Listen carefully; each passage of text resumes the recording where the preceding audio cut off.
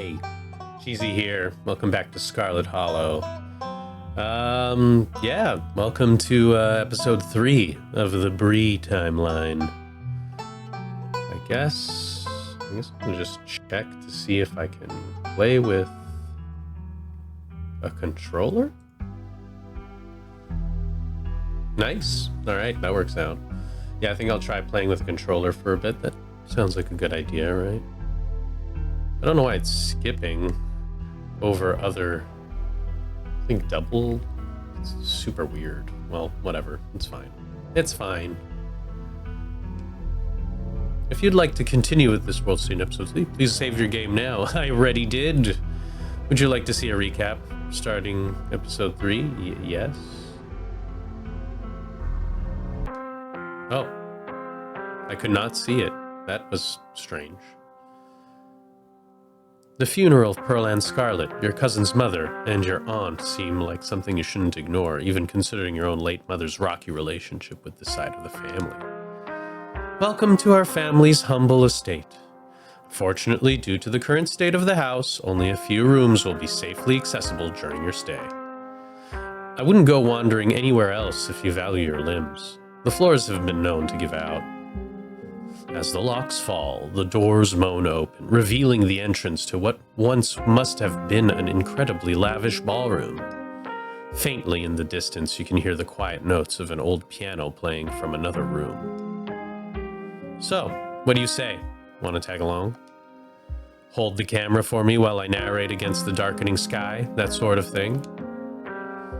You'll eat those words when I come carrying a mountain lion corpse out of these woods at dawn. A single deer remains behind, staring down the beam of Stella's flashlight while Gretchen whines and pulls at her harness. Duke grapples with the thing as it grabs his shotgun, pushing the barrel out of the way as it grasps her birdie with oddly jointed limbs, while Stella stares in shocked silence as if paused, watching as the other creature attempts to wrestle Gretchen into the darkness, her desperate cries going unheeded.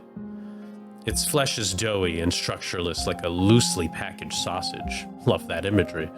Your foot leaves an imprint in its chest and it stumbles back, clutching at the odd wound.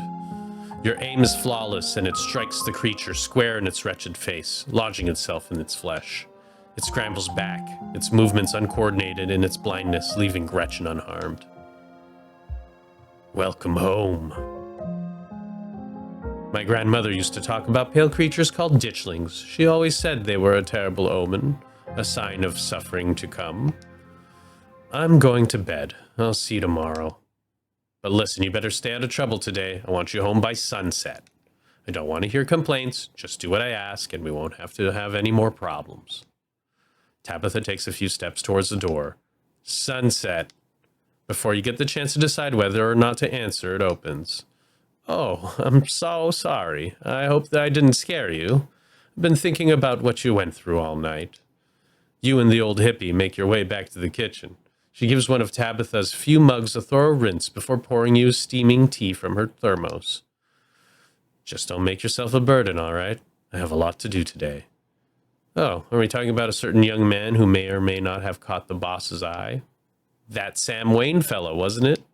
Whatever, if anyone asks. We never talked, got it? I don't want it to disappear too. I'm the only person in this town who truly cares about your safety. Don't forget that. Even if it's already too late to stop what's going to happen. Whatever you're looking for, you're barking up the wrong tree, so just go someplace else. Before Tabitha once again trails off, both she and Stella have noticed the girl with a dark braid and glasses sneaking along the ridge. It's Rosalina. Kanika, we found her. She's headed up the hill.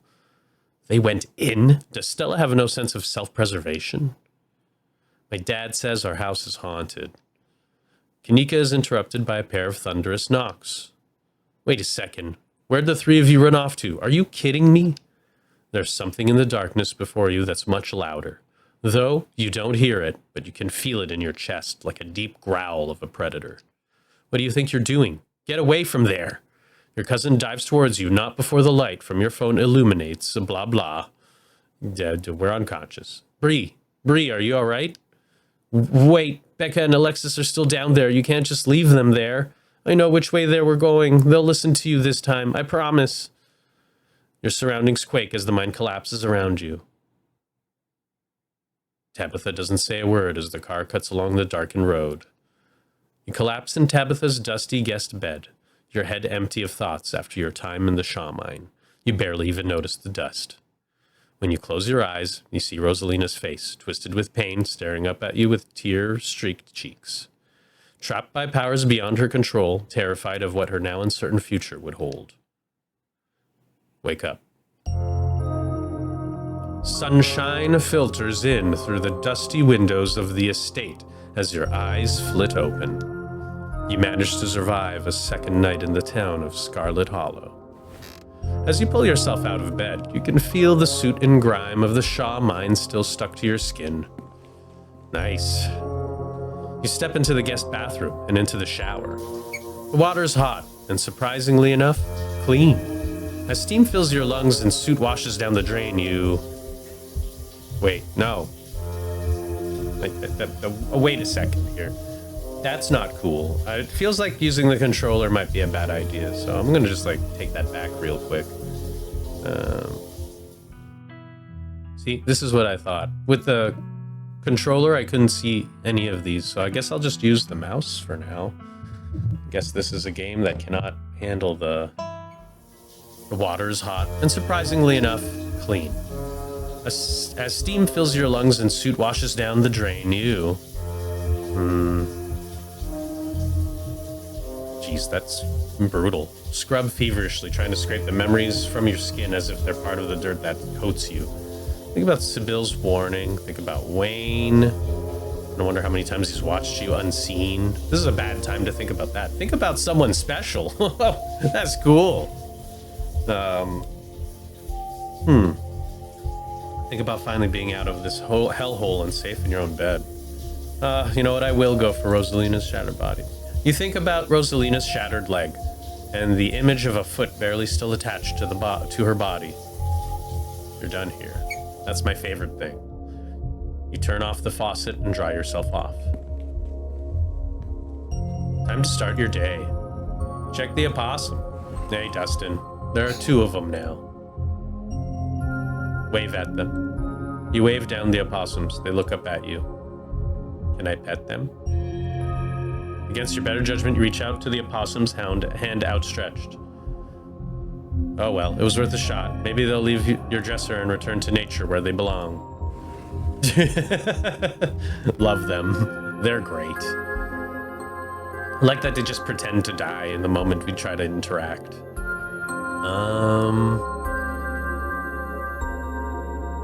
Let's check the closet.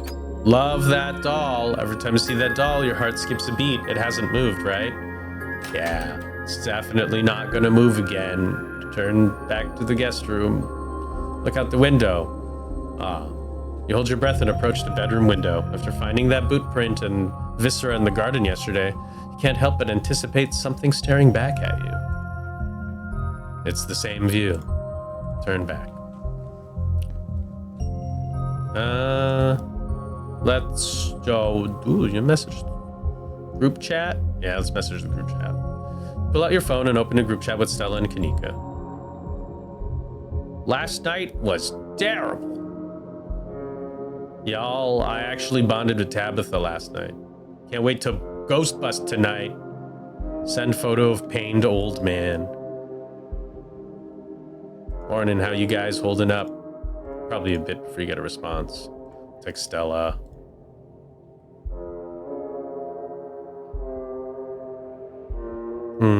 Should I hang out with Stella?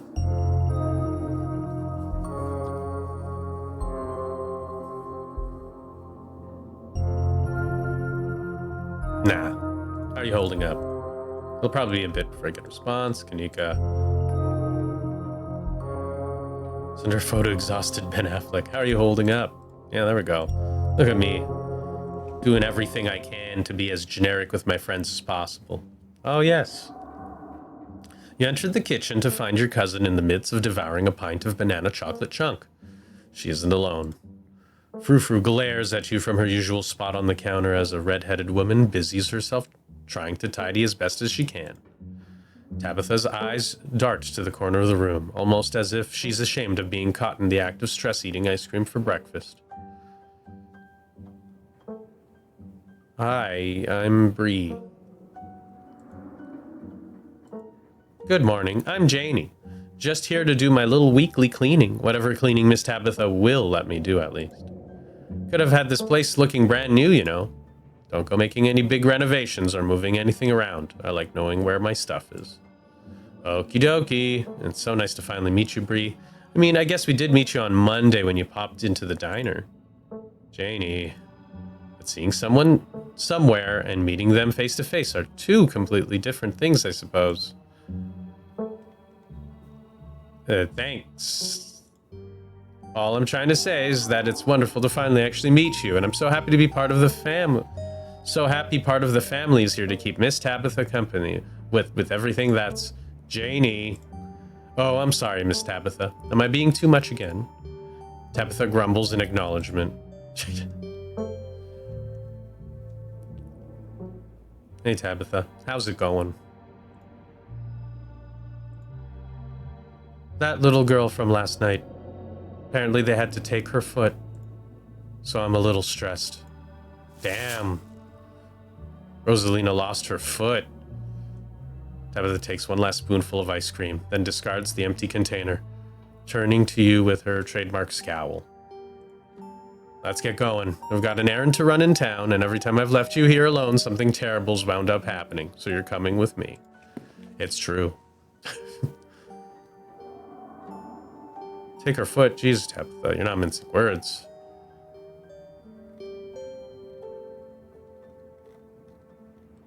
But I haven't had breakfast. Wait, I'll be out there in a couple of minutes. Gotta wrap up my morning routine. Is it a lie, though? Am I lying? Kind of want to go with her anyways. I want to go to town. Hold up. You can't just tell me lost foot and move on like nothing happened. Just because something terrible happened to someone, it doesn't mean that life doesn't go on. Life has to go on. And let me assure you that what happened to that poor girl weighs heavily on my mind. Now, shall we go, or would you rather keep bombarding me with guilt for something I personally beg you not to do?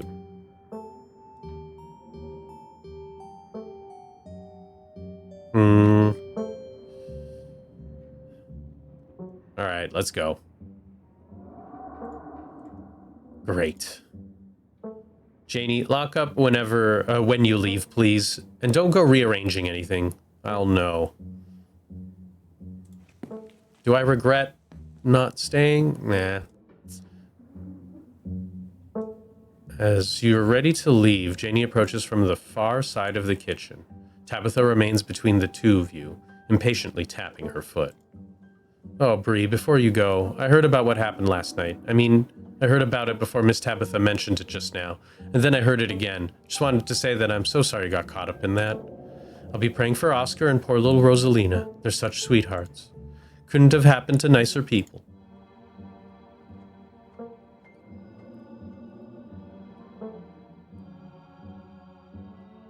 Street smart. I'd love to chat, but I'd hate to interrupt your work. I'm in town for another few days, though, if you've got time. Of course, feel free to swing by the church any old time. Daniel and I are always there, except when I'm working, of course, but Daniel's usually there regardless. All right, let's go. Bye, Janie. Be safe out there, you two. You and Tabitha walk through the doors of the estate and into her car. The ride to town is uneventful, your cousin unsurprisingly more focused on the road than on making conversation. Damn. All right, we're just popping into the general store for a few minutes. What are we doing at the general store? Picking up tea from Sybil? Oh, I gotcha. Picking up tea. Yeah, I'm picking up tea. Why are you saying it all weird? It's okay, Tabitha. You can tell me if Sybil's your dealer. Tea is slang for drugs here, yeah? I get what you're putting down. What if I wink at her? You wink at her. Did you think I was taking you with me to buy drugs? Picking up normal tea for drinking. Oh, you can tell me we're cousins. Sure you are. You wink at your cousin. Her face tightens into an all-familiar scowl. After everything that's happened the past 2 days, it's been nice to go on an errand. You know, it's pretty messed up that Rosalina lost her foot. I don't like it. It's a bad thing. Exactly. You and Tabitha turn as the door to the general store bursts open. A flustered Kaneko exits, shouting behind her. Fine. Okay, keep coddling him. Keep letting him get away with stuff you never would have let me so much as think about. I'm sick of carrying this family. Kaneko storms off, the door slowly drifting shut behind her. Damn. Ugh, other people and their drama. If more people kept things to themselves, they'd be a lot happier.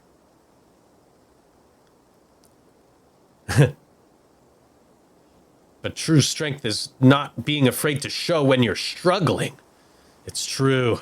Cannot get stronger if you do not fight. I'm surprised to see her let loose like that. I'm glad she's fine and letting loose. Maybe her family will stop taking advantage of her. Yeah, there we go. Let's do a street smart thing. Her family's taking advantage of her because she lets them, not because she's normally measured and composed. A display like this means nothing if she's still here next year, and yet again the year after that. If anything, it just tightens the ties that bind her here.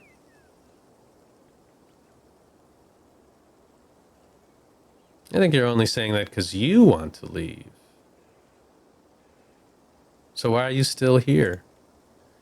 Haven't we been over this already? I have responsibilities. If I'm not here, if I don't do my job, all these lives are effectively over. Come on already, let's go. We're bonding. Yeah, but he's there every day, and I know he comes in to see you every now and then, so... I hardly think Mr. Tremaine not coming into the diner for one day is something to worry about. Well, if you say so. See you around, Sybil. Have a good one, dear. Oh, Tabitha. Long time no see. Feels like you never make it all the way down to the main street. Okay. Hey, I'm sure it goes without saying, but I just want you to know that all of us at the diner really feel for you. Anything you need, you just let us know, alright? Okay? What? Damn. Avery nods politely and leaves without saying another word. Who the hell was that?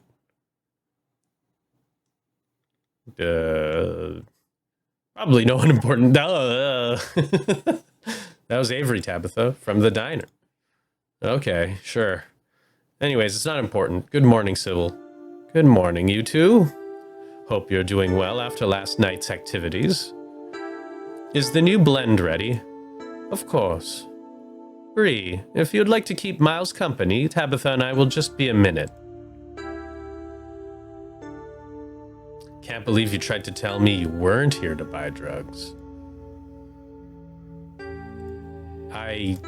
Oh, she most certainly is. Didn't know that there's no better place in Scarlet Hollow to stock up on the devil's lettuce than my little old tea shop. What? I am not some kind of stoner. Ugh, you know what? It doesn't matter. Think what you will. I'm just pulling your leg, dear. Sybil's really just a drug dealer witch of the town.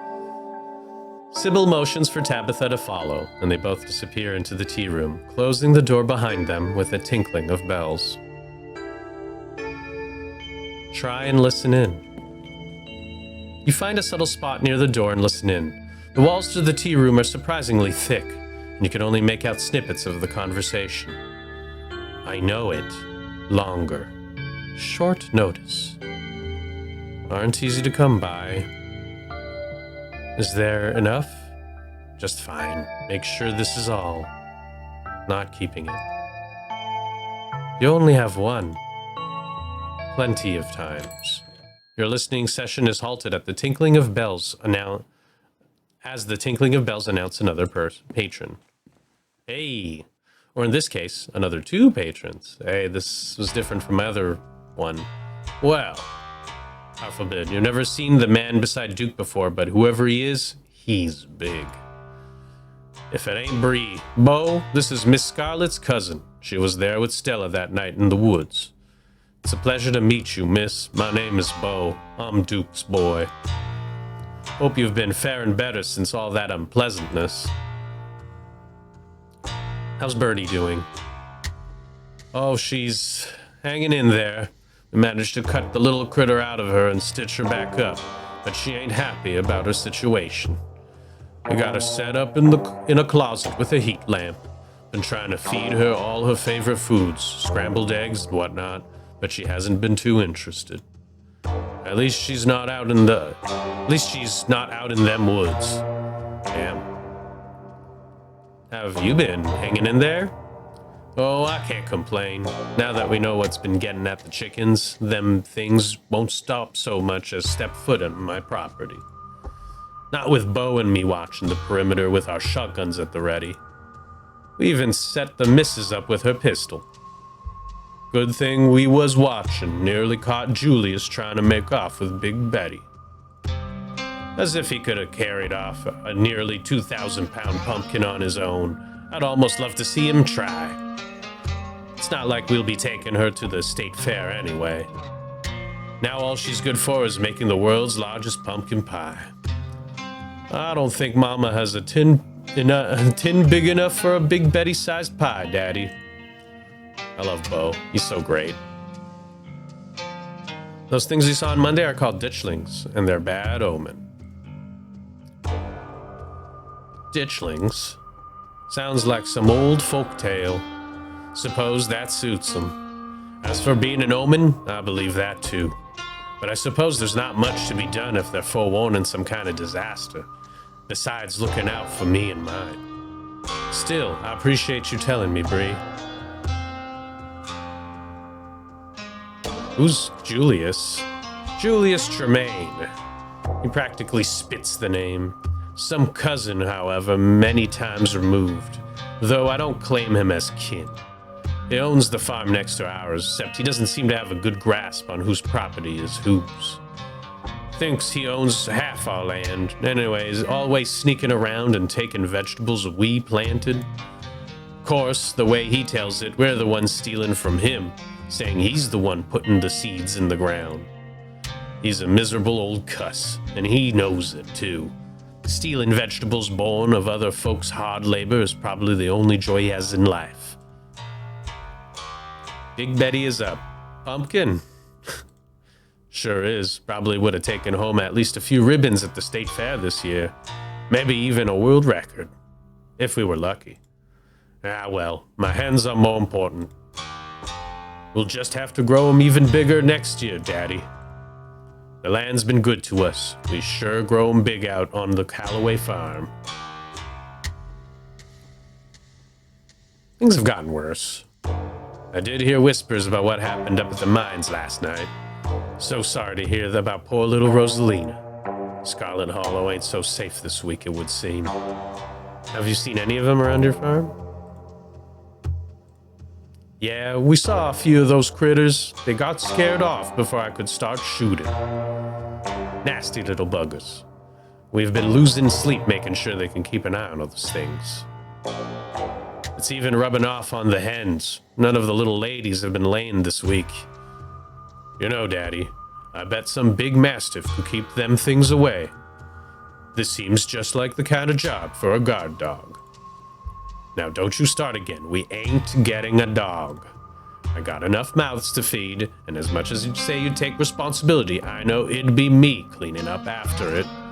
Besides, I don't have much faith in those things would be stopped by a dog. Nice seeing you, Duke. It was a pleasure running into you, BRIE, but we'd best get on with our shopping. Can't spend too long away from the farm with what those little devils running around. Can't leave Mama all by herself up there for very long. You have a good one. Hope Scarlet Hollow treats you better from now on. It was nice meeting you, BRIE.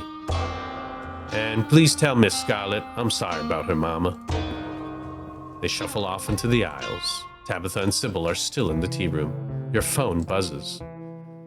Oh my god, hey, I overslept. Still gotta make myself breakfast. Meet at the library after and figure out a plan. Then buzzes again. Hey again.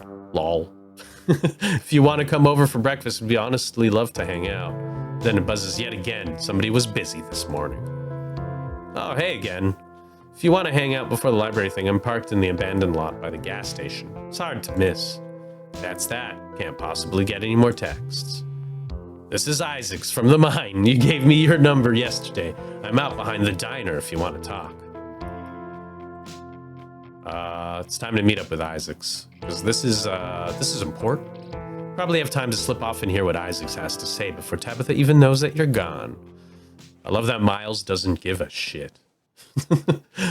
You hold the bells on the door to the general store, quieting them while you make a silent exit. Sick. You find Isaac smoking out by the dumpsters behind Winnie's diner. Thought you weren't going to show.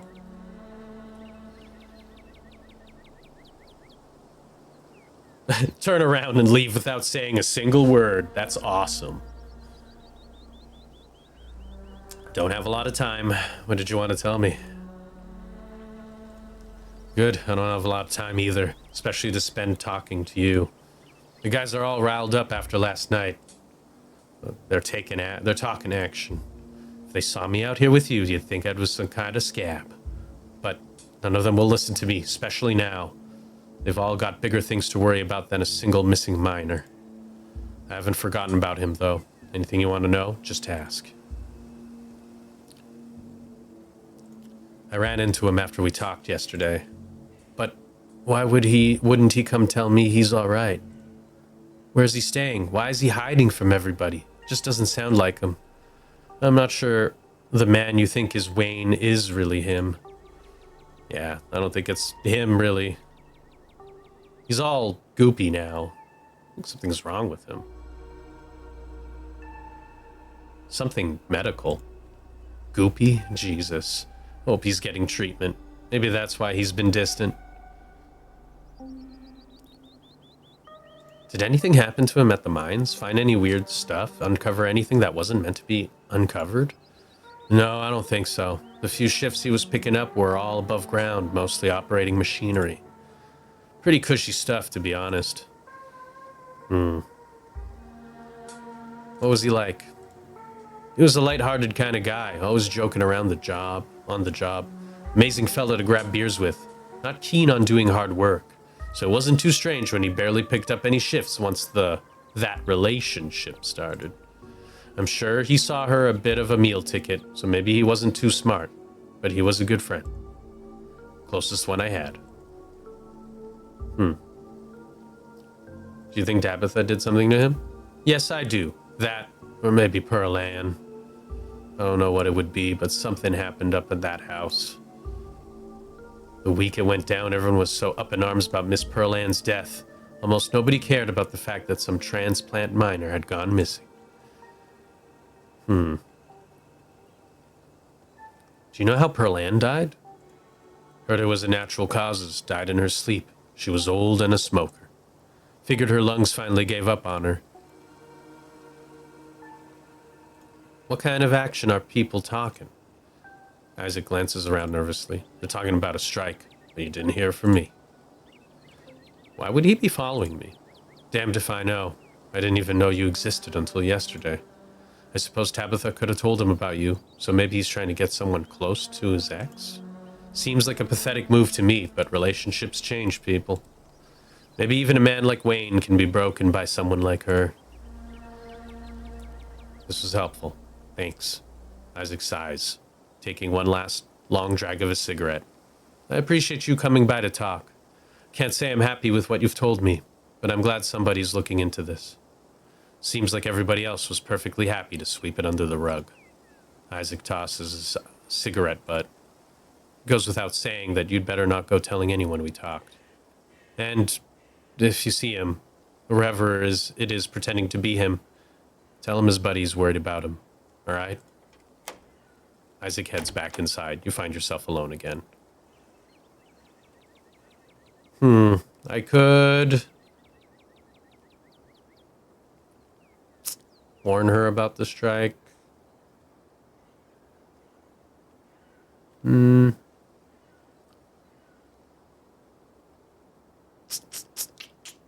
Oh, I kind of want to do it. I kind of want to be buddies.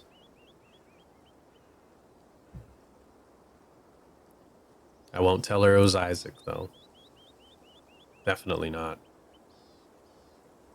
Called your phone, send Tabitha a warning text about the strike. Serious, stop everything else to deal with. Who told you? Where even are you? Wait, is this a prank? So I'll put you up with this.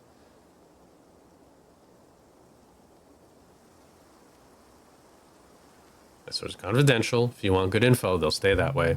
Fine. Thanks for telling me. Good to know where your loyalties lie. I was hoping we'd get to spend a little time together this morning, but I have to stay ahead of this. See you after work. Stay out of trouble. Looks like hanging out with Tabitha is off the table for now. What?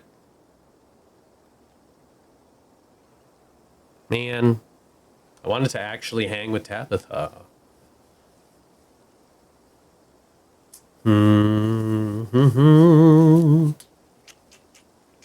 Yeah, I mean, you might as well tell her. I mean, I'm buddies with her. I haven't actually hung out with Avery. Maybe I'll feel a little better if I see Avery, or maybe I should swing by Stella's. Honestly, I haven't seen Stella. No, you know what?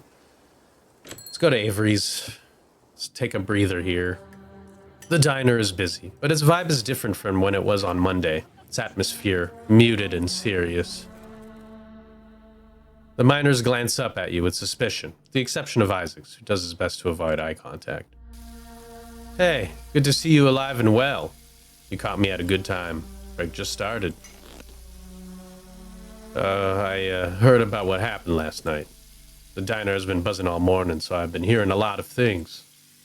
Seems like those fellas back there are getting pretty riled up. Might be a good idea to give them some privacy, especially considering, you know, who you're related to. How about we take some biscuits to go? There's a little garden next door. I think you might like it. I like it anyway.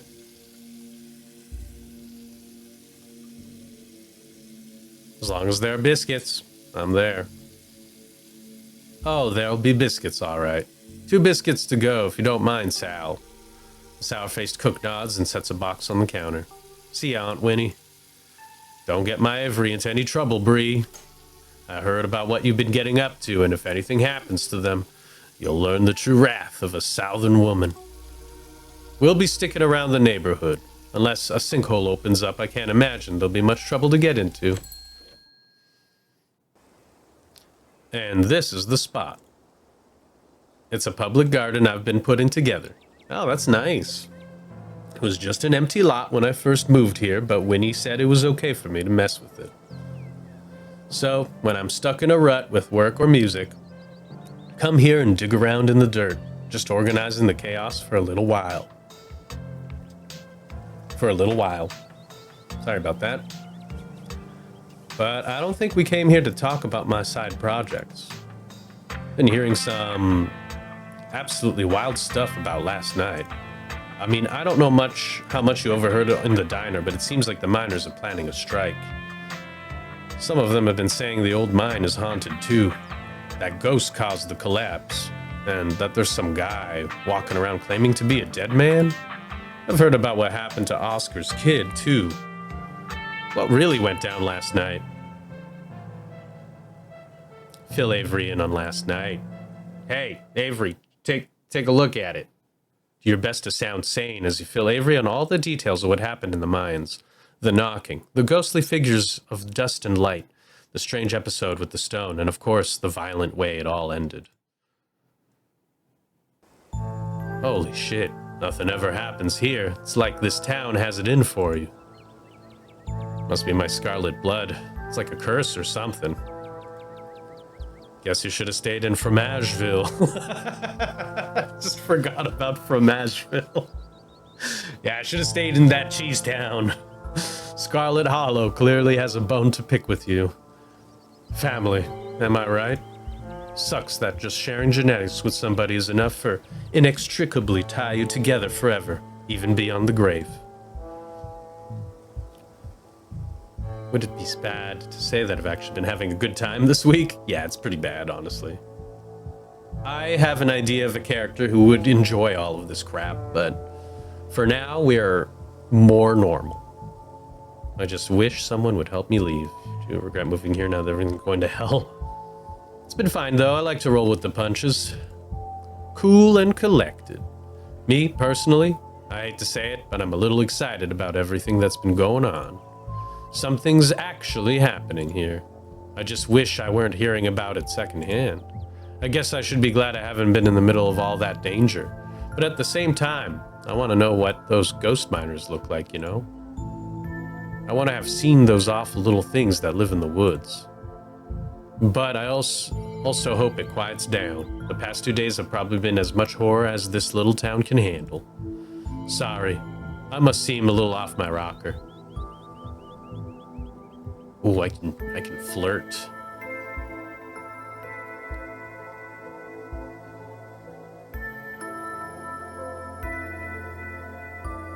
You want to trade places with me? You can be the stranger who just came to town and brought hell with them. And I'll be the charming diner employee with a bunch of interesting patterned shirts. Aw, you think I'm charming? Seriously though, we probably have more in common here than you think. A few years ago, I was the stranger who rolled into town, minus the hell part. Winnie was more welcoming than Tabitha, but other folks not so much. It's not like Charlotte was a huge city, but you'd think I just came from somewhere like New York. I'd trade places with you in a heartbeat. A quiet breeze passes over you.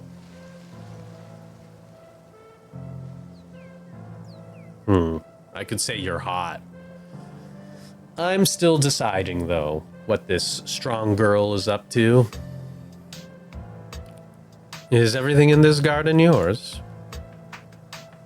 I mean, technically, it's a public garden. But yeah, pretty much every piece of green you see here is something I've personally planted. Once my house filled up, I had to direct all that energy somewhere.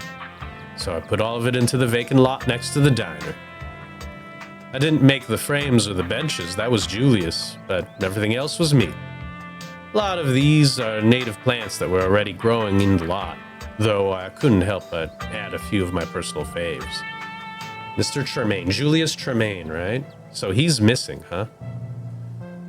Hydrangeas and begonias and that sort of thing. Plenty of beds of edible plants. I think I said this wrong and my brain isn't ready to try that again. And I'm about to put a bunch of mums. What, with the seasons changing? Just doesn't feel like autumn without them. Julius, the guy Duke hates? Yeah. Super hates him. Avery laughs. I've heard those two don't get along. Duke doesn't come around the diner much, and I figured it's probably because Julius practically haunts the place. You've seen him. He's the guy who sits back reading the newspaper every day. And you're friends with him? He's a bit of a strange dude. I'm not sure if I could call him a friend, though I'd like to. It's more like some kind of wish-granting gnome. Can't say I ever really talked to the guy despite him being in there almost every day. But one day I was chatting with Winnie about how I was looking for a bench for the garden, and the next morning, there it was. A hand-carved bench sitting in the garden. I thought it must have been Winnie, but that day when I brought Julius a coffee, he asked me if I liked the bench. I said yes, and he grumbled, "You're welcome," before going back to his paper. He did a lot after that. I'd mentioned something I needed to Winnie, and sure enough, the next day I'd be waiting in the garden. Julius and I talked a little more these days. I've been to his house to pick up a new frame for one of the beds, but he's a man of few words, strikes me as a bit of a loner. Maybe he feels some kind of kindred connection between us. I don't know. I didn't see him there today. Yeah, he hasn't been in. He left early yesterday, and I haven't seen him all day today. At all today. I haven't seen him at all today. Maybe he's working on something? I might start getting worried if he doesn't show up tomorrow. I don't think anyone else really checks in on the guy. Do lots of folks come here? I come here, and that's enough for me. Handful of other folks every now and then, too. What kind of plants do you have at home? Avery laughs. A lot. It's practically a jungle. I know a few people like that. For, say, a gift, any plants I should avoid?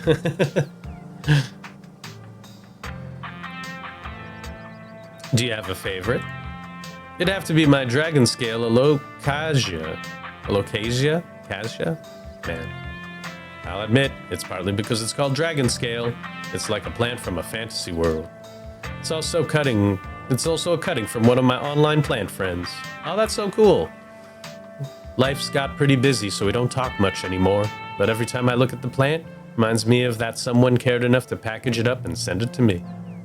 Plus, the leaves look like big puffy cartoons. Excellent quality in a plant. What? Why would I say that?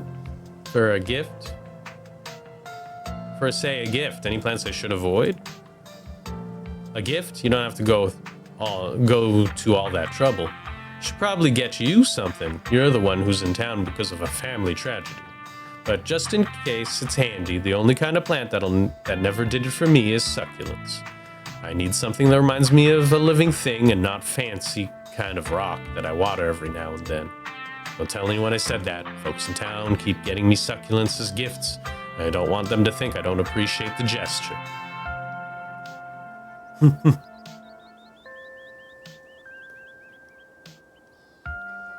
They're fine. Yeah, they're fine, but fine doesn't cut it when I'm out of shelf space. I agree with that, actually. And they hate it up here in the mountains. I had to get a special lamp just to keep them happy. Oh, that sucks. Oh well, if it means people have a way of connecting with me, I'll take in every succulent they offer with a big smile and a genuine thank you. Yeah, return. Seems like you made good friends here. Oh sure, Kanika's friendly, though she's usually busy with the store. And Stella, she's one of the nicest people I know, and she stops by the diner at least a couple of times a week to say hi. But I still feel like I don't know her. It's like she has some kind of wall up. It's the same for a lot of folks around town, honestly. Most of them grew up together, so they don't talk about the tougher parts of their lives. They just know each other so well. And someone like me, a transplant they don't trust, doesn't know any of that. And it's not my business to ask. So I'm polite, I do my job, I go home, I take care of my plants, I wake up the next day and I do it all again, in a town full of friendly strangers. I started to notice that about Stella, those walls. Sometimes it feels like we're dealing with different realities. Yeah, you notice them after a while. Things she doesn't quite say. Things she's hiding, even from herself. I think she struggles to process bad things that happen to her. She just pretends they never happened, maybe hoping that means they can pretend to live in a world where they didn't. But they still impact her, like the car thing. Even then, if you try to talk to her about it, walls. Yeah. Oh.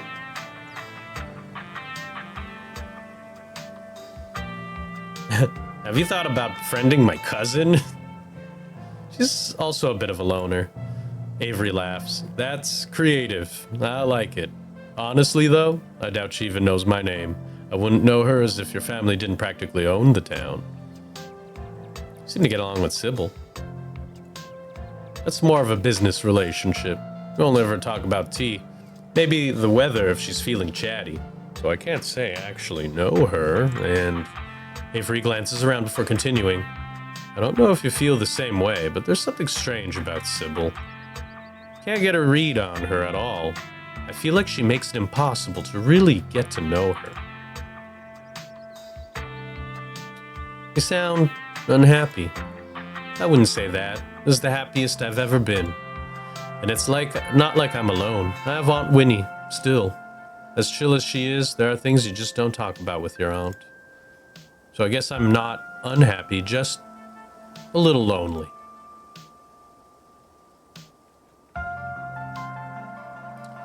I know what you mean. I feel like everyone here is hiding something from me. That's pretty refreshing to hear, to be honest. I'm glad there's finally a new stranger in town I can talk to about this stuff. The miners come and go, sure, but they have their own little community, and it's much more accepting of new people. The rest of Scarlet Hollow, though? I don't know. Maybe I just miss the city. You mentioned music when we first got here. Are you a musician? Yeah, I got a SoundCloud and everything. SoundCloud.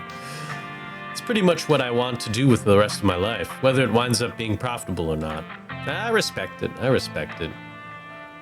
You ever jam with locals?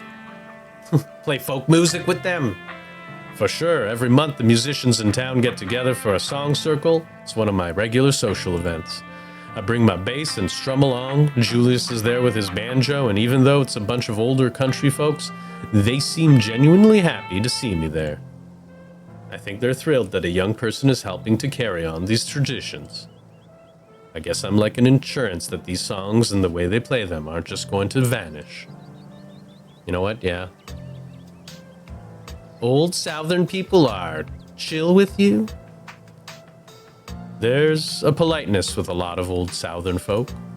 If they don't like you, but you're all in a polite setting together, they might be a little off. But it's not like they come at you with pitchforks. And honestly, they like my vibe. That's not always true though, especially when you're not in a polite setting. But once people find out Winnie is my aunt, they usually wind up slinking back with apologies. What do you play? Synths. I've got 3 of them. And I'd have more, but I promised myself I'd only add to the collection when I'd mastered the ones I already have. I started with bass guitar, though. Don't ask me why. The bass just called to me. I'd love to hear your stuff sometime. Aw, thanks. I'll send you the link, but you'll hear some at the party this Saturday, if you swing by. Also, don't worry if it's not your kind of thing. I don't expect everyone to know. I know to vibe with it, so no pressure. Anyways, want to come ghost hunting with us tonight? Me and Stella and Kanika are gonna ghost bust Oscar's house. I think around sundown. Ghost hunting? Hell yes. Count me in. I don't know if I believe in ghosts, but with the sort of freaky stuff Scarlet Hollow has been throwing at you this week, I guess I'll be prepared for anything. Thanks for thinking to invite me. I really appreciate that. I really like Avery. I'm a bit sad we didn't chat in the last round I played. Feel like my loner character could have got along with this loner character. Maybe in the next episode.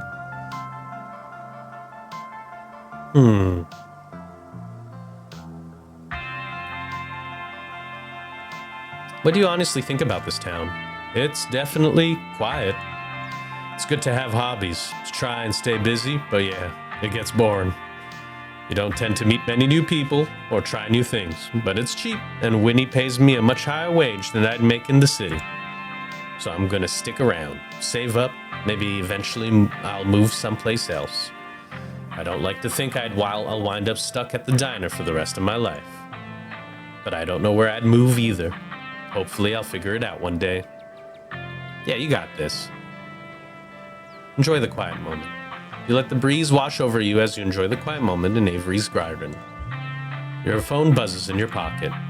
Almost forgot, it's Major Jimmy Day. Good excuse to head over to the library. We should check in with Oscar. Meet y'all there in half an hour. Totally blanked on that. Been having a weird foggy morning. Ooh. Wow, that they're still doing the Mayor Jimmy thing, even after last night. Do you think news has spread yet? But yeah, we should go see Oscar. See y'all soon. That's a lot of texts. It's Mayor Jimmy Day? Oh, it's Mayor Jimmy Day. Hell yeah. It's one of the best parts of living here, honestly. Still got a little bit of time to kill before my shift starts back up. And I'm sure Aunt Winnie won't mind. Let's get over there before there's too much of a crowd. You and Avery make your way to the former town hall, now Scarlet Hollow's library. It's surprisingly busy. A small crowd formed in the corner of the main foyer. Oh, hey, BRIE, and Avery, too. Hey, I can't believe I'd almost forgotten about Mayor Jimmy Day. Hey. Yes, the whole gang's here, and Avery, too. We've been waiting to introduce BRIE to the mayor for, like, the entire time I've known her. It'll be worth it. Trust us. All right, shall we? Yeah, Mayor Jimmy. He's a dog. You can tell this dog is the mayor from his little sash and his fancy top hat. There's a regal air about him, almost as if he knows the position of authority he's been elected to. You haven't met the serious man by his side, but you have to assume he's the mayor's handler. He holds out his paw as if to shake your hand. It's lovely to meet you, Mr. Mayor. You reach forward to take the mayor's little paw in your hand, but his burly security detail stops you. No paw shaking. Only head pats and ear scratches allowed. Isn't he just the cutest? It's the best part of living in Scarlet Hollow, besides the nature. And all my friends in Winnie's Biscuits, oh, and the close-knit small-town community, of course. But having a dog mayor is a close fifth, no contest. He's pretty cute, too. It's almost like he really thinks he's the mayor, the way he sits all regal like that. Avery turns to you conspiratorially. Though, to be honest, I voted for Daisy in the last election, but don't tell him that. Gretchen squirms in Stella's arms, straining to get at Mayor Jimmy. Hey, whoa, Gretchen, calm down, old girl. You're gonna pull a muscle. Miss Richmond, I'm gonna have to ask you and your dog to step away from the mayor. I should have known better. These two have never been able to get along. Stella walks off, struggling to hold Gretchen back. Nika and Avery are quick to follow. Follow them. Bye, Mayor Jimmy. What a great day. It looks like everyone else is talking to Oscar in the next room.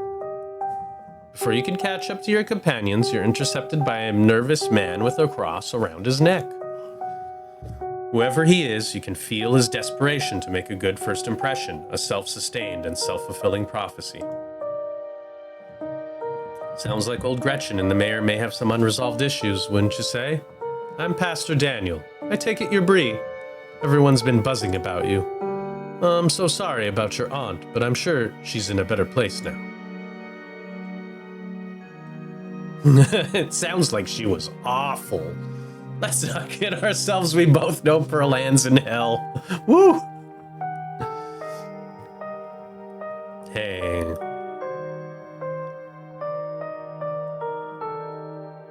Hey, do you know anything about ghosts? Ghosts? I've never encountered one myself, but I have heard stories of folks who have been visited by their loved ones from beyond the grave, and it seems like it provides them with a sort of spiritual healing. Like their beloved relatives are watching over them, even in death. Is this about Pearl Ann, or perhaps your mother? Have you been visited by her?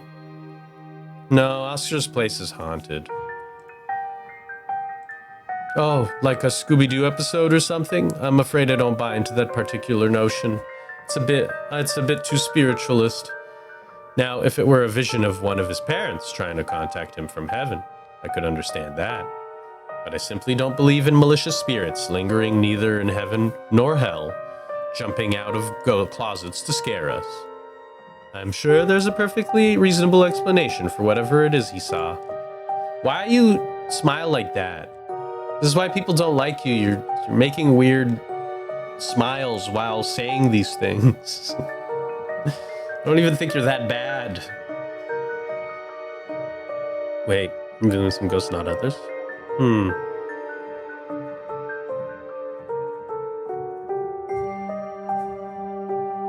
You should come ghost hunting with us tonight. Just gather everybody. Let's just ghost hunt everyone.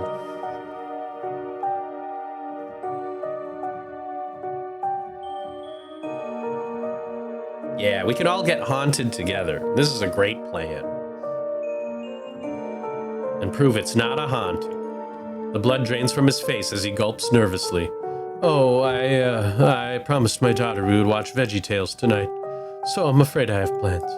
But let me know if you see anything strange. I'd love to hear your account of this supposed haunting. In fact, here's my card. He hands you a business card. Call me if you need me. Mentioned Pearl Ann being in a better place earlier.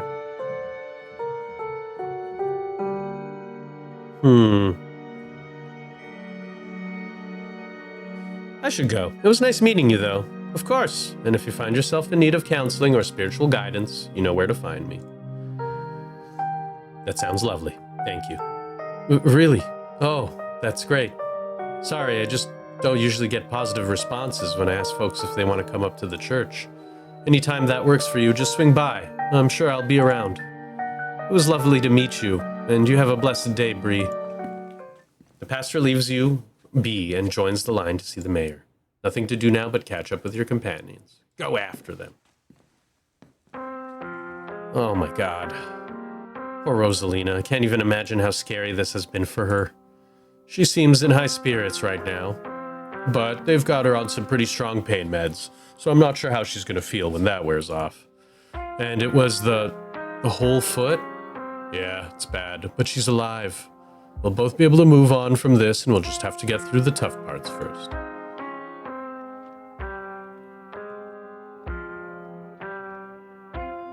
Tabitha told me what happened this morning, but I didn't realize it was so bad. Yeah, there was nothing left to save, they said. Oof. Sorry, I can't think about it right now. It's all right, man. Just take a deep breath. She's gonna be okay. Oscar. I'm sorry to cut our conversation short, but I better get going. I was only supposed to come back to pick up a few things, and then the hospital called and said there had been some big bus accident on the highway. They need the bed, so I have to come pick her up. Even though our house is still haunted, and the only place she can lie down until then is the dirty back room that drove her away in the first place. Mayor Jimmy Day's happening. Sorry. Just a little overwhelmed. It's okay, Oscar. We're here to help. Yeah, we're gonna get that ghost. If you'd like, we can cleanse your house while you go pick her up. Seems like a good idea to do it while the sun is up anyway, right? If only, but it doesn't come out during the day. So any cleansing attempts are gonna have to wait until nightfall. I'm still not even sure if we can get rid of it at all. I think I'd have to see for myself that it was gone. It managed to trick me a couple of times, and I can't handle any more surprises right now. Got every ghost hunting device known to man. You're in good hands, Oscar.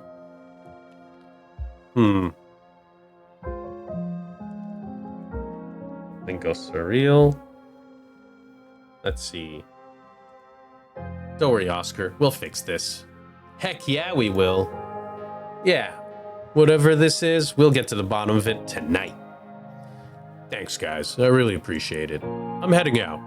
Should be dark by the time we get back, so I suppose we'll see you all then. Oscar hurries off, car keys jingling as he jogs out the door. Oh yeah, BRIE. We made dinner plans with our pal Reese yesterday. I'm sure his mom will be totally fine with extra guests. Will she? Absolutely. And maybe we can even get him to come ghost hunting with us. You don't have that much time to kill before the evening's activities, and you're going to need dinner. A free meal is a free meal. Oh no, you're not just going to try to get Dr. Telly to let him leave the house, are you? She'll kick us out for even asking. I wonder if he even knows what happened last night. I don't know how disconnected he is from the news around town. Geez, should we tell him? It's always better to know stuff about stuff like this. Withholding information, trying to keep people in the dark on purpose doesn't really help anyone. That's my opinion, at least. Anyway, have fun at Dr. Kelly's place. Catch you tonight in the haunted house. See ya, Avery. Anyways, shall we? Time to go. So I finally met Pastor Daniel. It was only a matter of time until he tried to pull you aside about grief counseling. When my dad died, I had to ban him from the general store for a week. He wouldn't stop leaving these little pamphlets at the checkout. I don't know where he finds so many. I think he just really wants people to like him, but he comes off as desperate. It's a vicious cycle. When you put it like that, his whole situation is kind of sad. Even if that's the case, it doesn't mean I have to like him. Whatever his deal is, goes a step beyond trying too hard to get people to like him. The man was gritting through all of my dad's funeral. He's not normal. And I don't mean that in a stigmatizing mental illness kind of way. There's just a little siren that goes off every time I see him that tells me to get away from him. That's exactly how I would describe it too. The whole town feels the same way. Now that I think about it, he must be pretty lonely. Could look for friends somewhere else.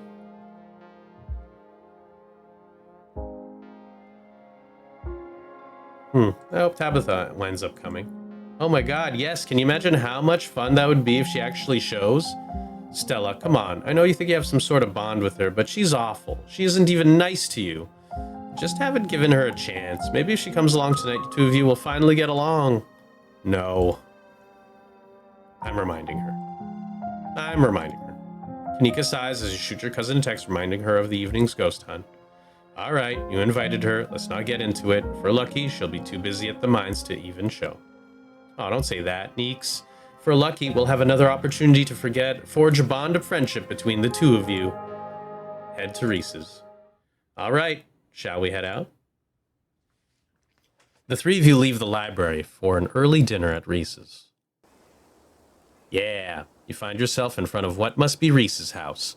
Cold hesitation grips you as the building looms over the hilltop. Though it's only early afternoon, it feels much later, the sun already sinking behind the tall mountain that surrounds Scarlet Hollow. Wait, Stella, before you go in there, you told BRIE about Reese's situation, right? What, his art? Oh, the illness thing? No, we've been a little busy for small talk, with all the scary events going on. God, this has been such a long week already. Well, like Stella said, Reese has an illness, and Dr. Kelly's really serious about it, so please don't make her mad, or she'll yell at us. The door swings open. Hey, Reese! Oh my god, dude, it's been ages.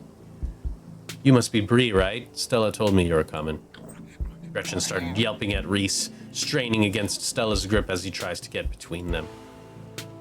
Are they here already? I knew you'd show up early, Stella. And you brought another guest and the dog. Great.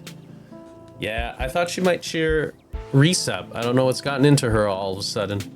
The dog stays outside. But it's okay, Stella. We can let her chill in my van for a bit. I'll run the AC and let her leave her some treats. You know how I always have some of those easy chew dog jerkies stashed away. But we go everywhere together. Do you want to come in or not? Kanika nervously tugs Stella away towards her van. Dr. Kelly quietly eyes you while the three of you wait. Hi, Dr. Kelly. Just come in. Let's get this over with. Nice. She invited us in. If we were a vampire, we would be allowed inside the house. But I'm not, so I could have forced my way in no matter what. That's the takeaway from this scene. You follow Reese and Dr. Kelly inside. Stella and Kanika aren't far behind you. Looking cool, everyone. The house feels cold. Not only is there an odd chill in the air, but the building itself feels too sterile. Uncomfortably tidy to the point of where you're nervous to touch anything. If it weren't for the aroma of store-bought dinner rolls baking in the oven and the unsettling artwork hanging on the walls, you'd be half convinced you'd wandered into a real estate showing. So, how can I lend a hand? By sitting down at the table and not puttering around my kitchen.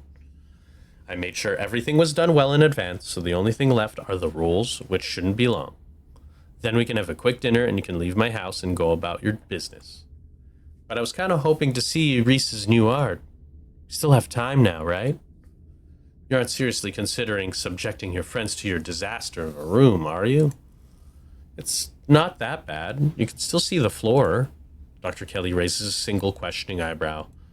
I don't mind a little mess. Yeah, I doubt it could be any worse than the way I keep my room.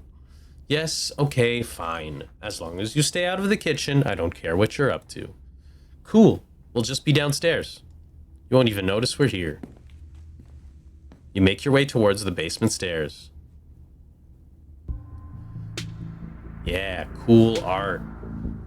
This is the basement of a tortured artist. Discarded canvases lined its edges while trashed and sketches leak out from their piles in the corners of the room. Hidden in the bare cement floor, ghoulish faces coat the walls in paint, sneering out at their creator. Your mom is so scary. She can be a little intense, kind of overprotective, which I guess makes sense. Anyway, make yourselves comfortable. You have to forgive the mess. I've been distracted lately. Haven't been cleaning as much. Yeah. So, has Stella told you everything that's happened in the past couple of days? Every detail. I wish I could see some of it myself. But he gestures in futility towards the walls of the basement. Are you sure you just can't sneak out one of these days? The doc isn't keeping me prisoner here, Stella. I'm sick. You know that. I'm sorry, man. I didn't mean to. There's nothing to apologize for. I appreciate the effort. Really. I do. There's just nothing you can really rescue me from. That die's already cast. But we're talking about the past couple of days, weren't we?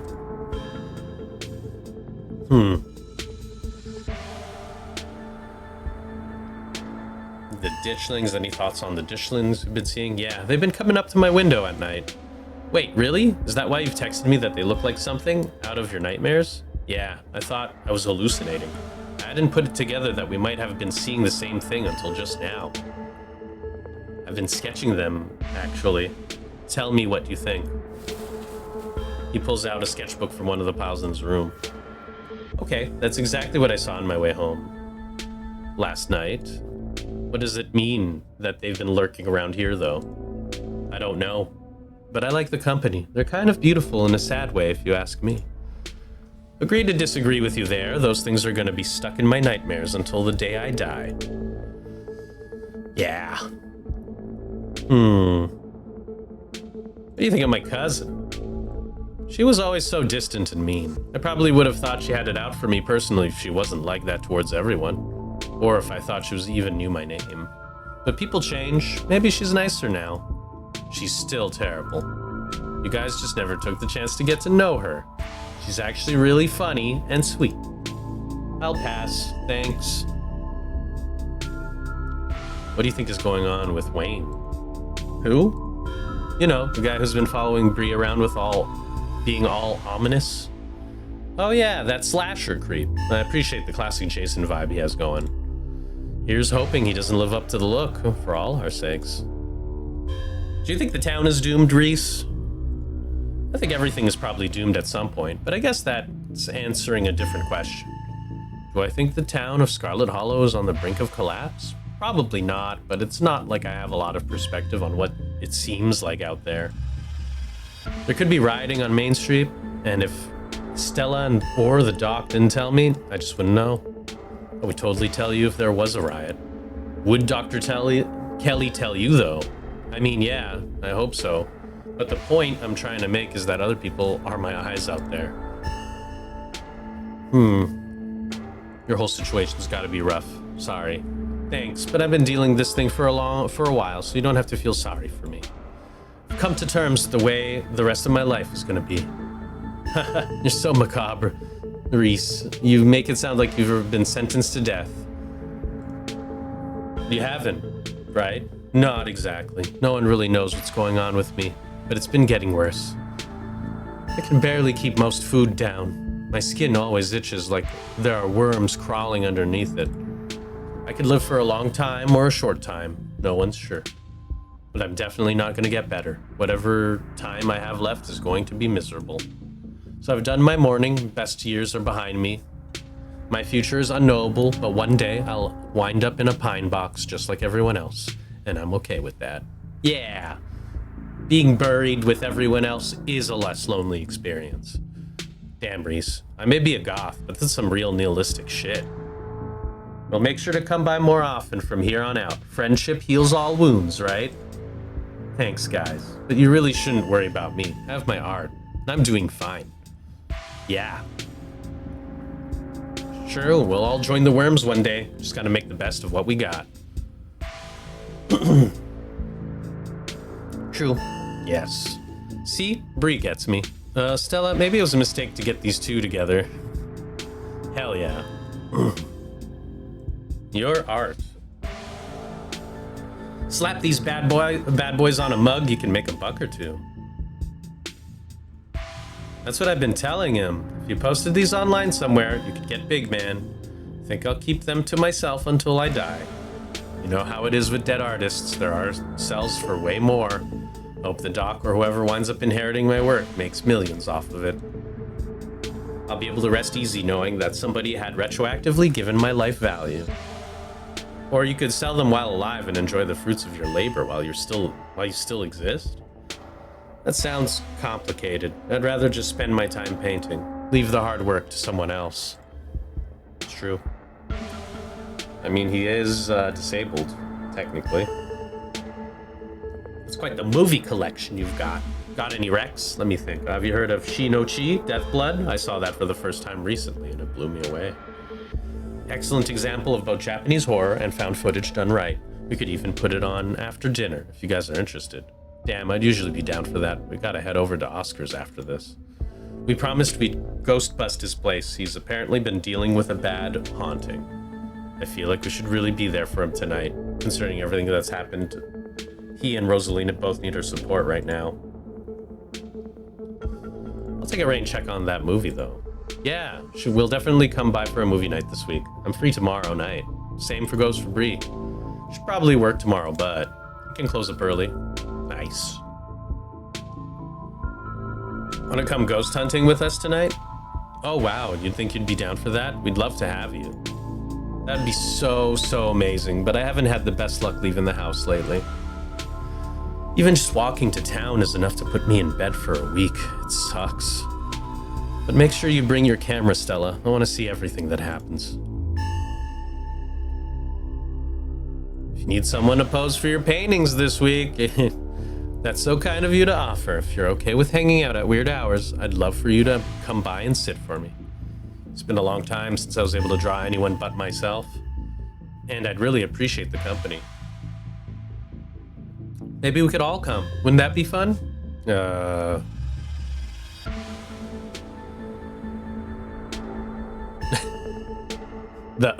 from Kanika is pretty great. So you three go way back, huh? Almost to the womb. The school is where a tiny K-12, not exactly a one-room schoolhouse, but not far from it. We're lucky to get along as much as we did. Some kids weren't able to make any friends their own age. Just happened to be born around the same time as some real jerks, and were stuck with them through their whole school career. Poor kids. Not that we were free from dealing with jerks, like a certain Scarlet I could name. Okay, she was a little rough around the edges, but she was pretty friendly when you got past that. Maybe to you. The way she used to look at me, you'd think I'd rolled in something foul every morning before school. Same here, though to be fair, the feeling was more mutual between us. She deserved it, though.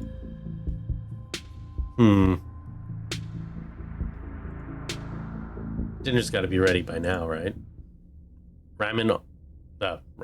Almost on cue. Reese's mom shouts from the kitchen. Dinner's on the table. Guess that's it for catching up. Make sure you all wash your hands with soap. Don't want anyone sharing their germs. Sure thing, Doc. Okay. Let's see. I already washed them. I'm gonna go wash my hands. Or, you know what? Maybe I already washed them. Maybe I don't want to go wash my hands. That seems weird. That seems weird that I would just say that I already washed them. Maybe I want to lie. What's wrong with me? What's my damage? All right. I'll just say, like, yes, ma'am. She seems annoyed with me. You make your way towards the sink, but are stopped in your tracks by the pull of an odd door at the end of the hallway. Feels out of place, like you've accidentally wandered into a different, older house. But more than that, you feel something radiating out from behind it. Something dark and cold. Yeah, these are good noises. Something that reminds you of the dusty tunnels you narrowly escaped last night. An oppressive hum just beyond your hearing fills the air, and you feel strange. Give me a second. All right. You are compelled to approach the door, drawn in as if hypnotized. It's the dragon. It's gotta be it. Oh my god. Happy... Is that Valentine's Day? What is that? Looking great. Okay. I could open the door. I love that door. So many options to open the door. I don't have any other option. Last time, because I had mystical, I could avoid it. But this time, I love that door. So I'm going to choose probably a middle open the door, because I think that's a cool move. Before you know it, the doorknob is turning in your hand, your heart full of both deep dread and compulsive need to know what might be on the other side. What do you think you're doing? Well, just cleaning this doorknob. Dr. Kelly narrows her eyes with suspicion. Worry less about cleaning my doorknobs and more about cleaning your hands. Come on, everyone's waiting on you. Yeah, you won't let her interrupt you. You need to know what's behind the door. Oh no, you don't. Come on, wash your hands and sit down. She grabs you by the shoulder, yanking you away. You do as she says, cleaning up under her watchful eyes and allowing yourself to be ushered back to the table, away from the door. Us Scarlets are really fascinated by fun noises, and we really need to check things out.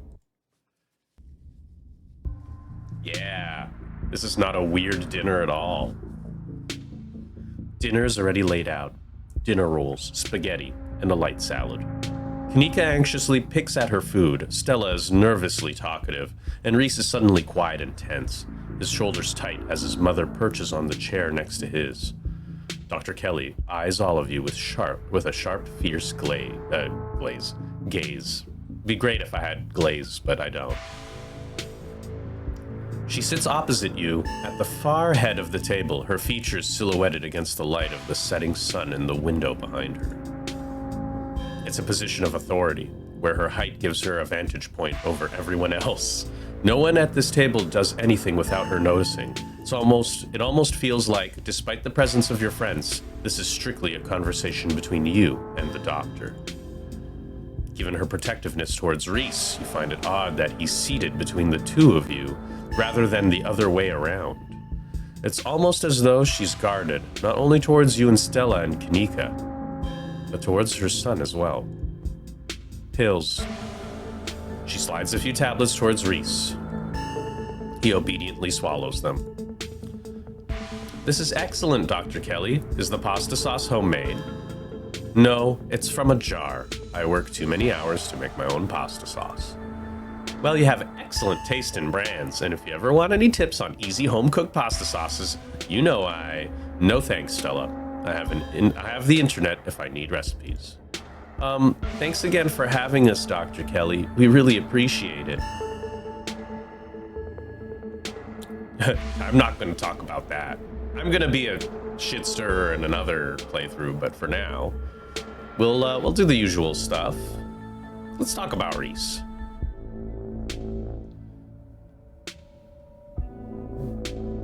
Do you think Reese might feel better if he got to see people? Well, Reese is a talented artist. You must be very proud of him. He has a lot of skill, honed through practice and dedication. I can't say I understand a lot of his pieces, but of course I'm proud. Thanks, Doc. Just call your mom Doc. It must break your heart having to isolate your son from the world like this.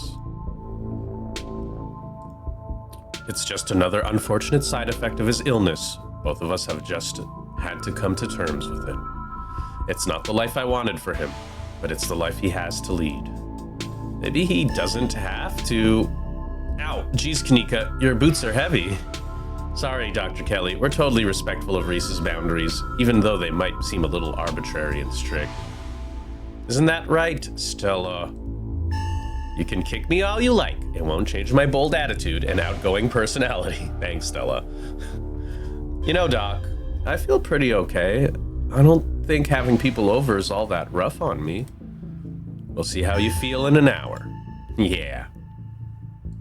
What exactly does he have? He has a combination of genetic diseases that give him a fragile immune system, among other things. It's too much to get into, a lot of technical terms that I'd have to explain. It's not good dinner talk, and it can't be pleasant for him to have to hear it again, so let's drop it. I'm fine talking about it. I'd rather we talk about something else. You can feel the tension at the table start to rise. This is going great. We're like really digging into how uncomfortable this entire meal is. Let's have a small talk. I'm gonna lie. The food's really good. Then please send a letter thanking the mass manufacturer of the spaghetti sauce and pasta. I just heated them up. And I don't like wasted air at the dinner table, so keep your vaguely polite niceties to yourself while the rest of us finish our plates. This is a great conversation. Aside from Reese's mom staring down the table, nobody's making eye contact with anyone else. We're doing great.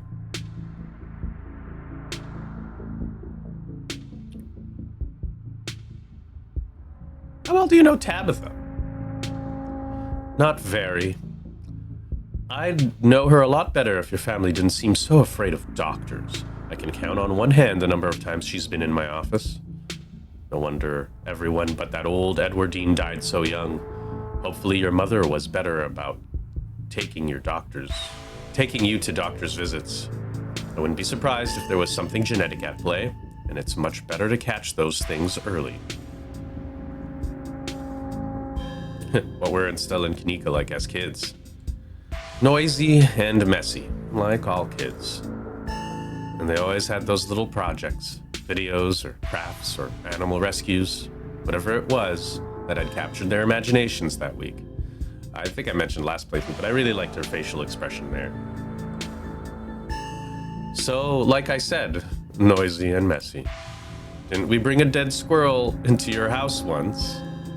Oh God, not the squirrel. I remember that squirrel. Didn't you think the doc could Frankenstein it back to life or something? I was like 12. I was very susceptible to what I saw in media and very sad about that squirrel. It's one of those things that keep me up at night. I still feel guilty about bringing that thing into your house, Dr. Kelly. I'm just glad you didn't make it a habit. You're a doctor. Have you ever seen a dead body? The ultimate dinner conversation. I'll ask about the clinic. Well, actually, does ask about the, you know what? I'll have a nosier person ask about the clinic next time. Right now, our character probably doesn't feel like dealing with Dr. Kelly. The danger.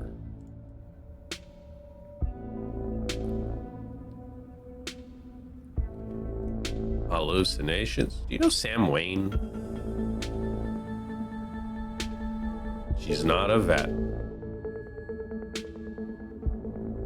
You're a doctor. Where were you last night when Rosalina got hurt? I'm a doctor, not an EMT. But once she's back in town, I expect we'll be seeing a lot of each other. She won't be the first amputee I've treated, so at least I have some experience. The poor kid. It's gonna be a tough adjustment. I just hope I can be helpful to her. Poor Rosalina. I think she'll be just fine. Oscar said she seemed in high spirits. Pain meds will do that. Aside from Reese's mom staring down the table, nobody's making eye contact with everyone else. Yeah, we're doing good. Some good old jar spaghetti. That's what we're into these days. Has anyone come in suffering from hallucinations? I'm not at liberty to discuss private medical information. Are you sure? Not even a little bit? It could help our investigation into the strange going-ons. It's not like you have to name names. Investigation? Into what? A mine collapse? I think it's best left to professionals, Stella, not someone who runs around in the woods with a camcorder. Judging by the police response so far, Dr. Kelly, I don't think it is. We saw some stuff down in the mines last night that I struggle to explain. Maybe if we knew if there were any miners suffering from hallucinations, we could just rule it out as a gas leak, but... You were in an abandoned mine. The chances that you were huffing something dangerous and hallucinatory are through the roof. Leave it at that and treat it as a tragic accident. Treat it as the tragic accident it was, not like some kind of mystery to unravel.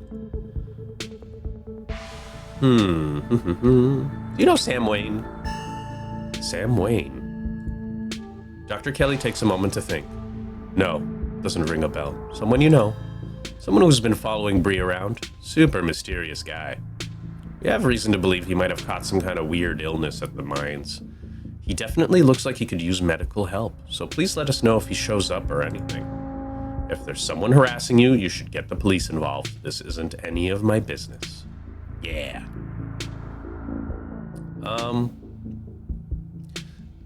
Yeah. You know what? In terms of talking, it's pretty hard chatting with Dr. Kelly. without being a really nosy person. And our character doesn't feel like doing that. Dr. Kelly's been very confrontational. You remain silent, quietly picking at store-bought spaghetti and dinner rolls. So, we were talking about maybe watching a movie sometime this week while BRIE is still in town? We'll have to see how you're feeling. I can handle a movie, Doc. Yeah, we'll just sit downstairs in the dark. Reese is used to that. I'm sure he'll be okay. Jeez, you're always overestimating how much you're able to do, Reese. This is why you keep getting sick. If I get sick, so what? It's not like that's ever going to change. I'm sick every day, and I'm not getting better. I don't want to spend the last few miserable years of my life holed up in the basement alone, just because seeing my friends has been deemed too strenuous. I'm an adult, for God's sake, and I can't believe I have to ask for permission from my mom just to have friends over. Reese stops mid-sentence, wincing in pain and wrapping himself in his arms. Don't say things like that. I'm doing everything I can to try and fix. Silence as Dr. Kelly's eyes shoot open. Reese? Reese abruptly pulls himself from the table and leaves. Damn it. I knew it. I knew this would be too much. Everyone, get out of my house. Please just leave us alone. Stop trying to interfere with his life. All it does is hurt him more. But we can't just leave him like this. Now is when he needs friends the most. No, now is when he needs me the most. I am his doctor and his mother. I know you care about him. I know that. And he knows it too. But all any of you would do is get in the way. So just leave. Please. Don't think I don't know something is up here. Don't think we don't know something's up here. Think I don't know something is up here.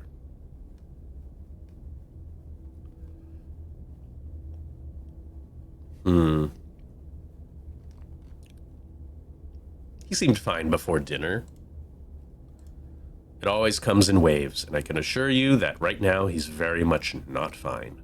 Now leave. I mean, our girl's very physical, so she's probably like, whoa, it was fine before, though.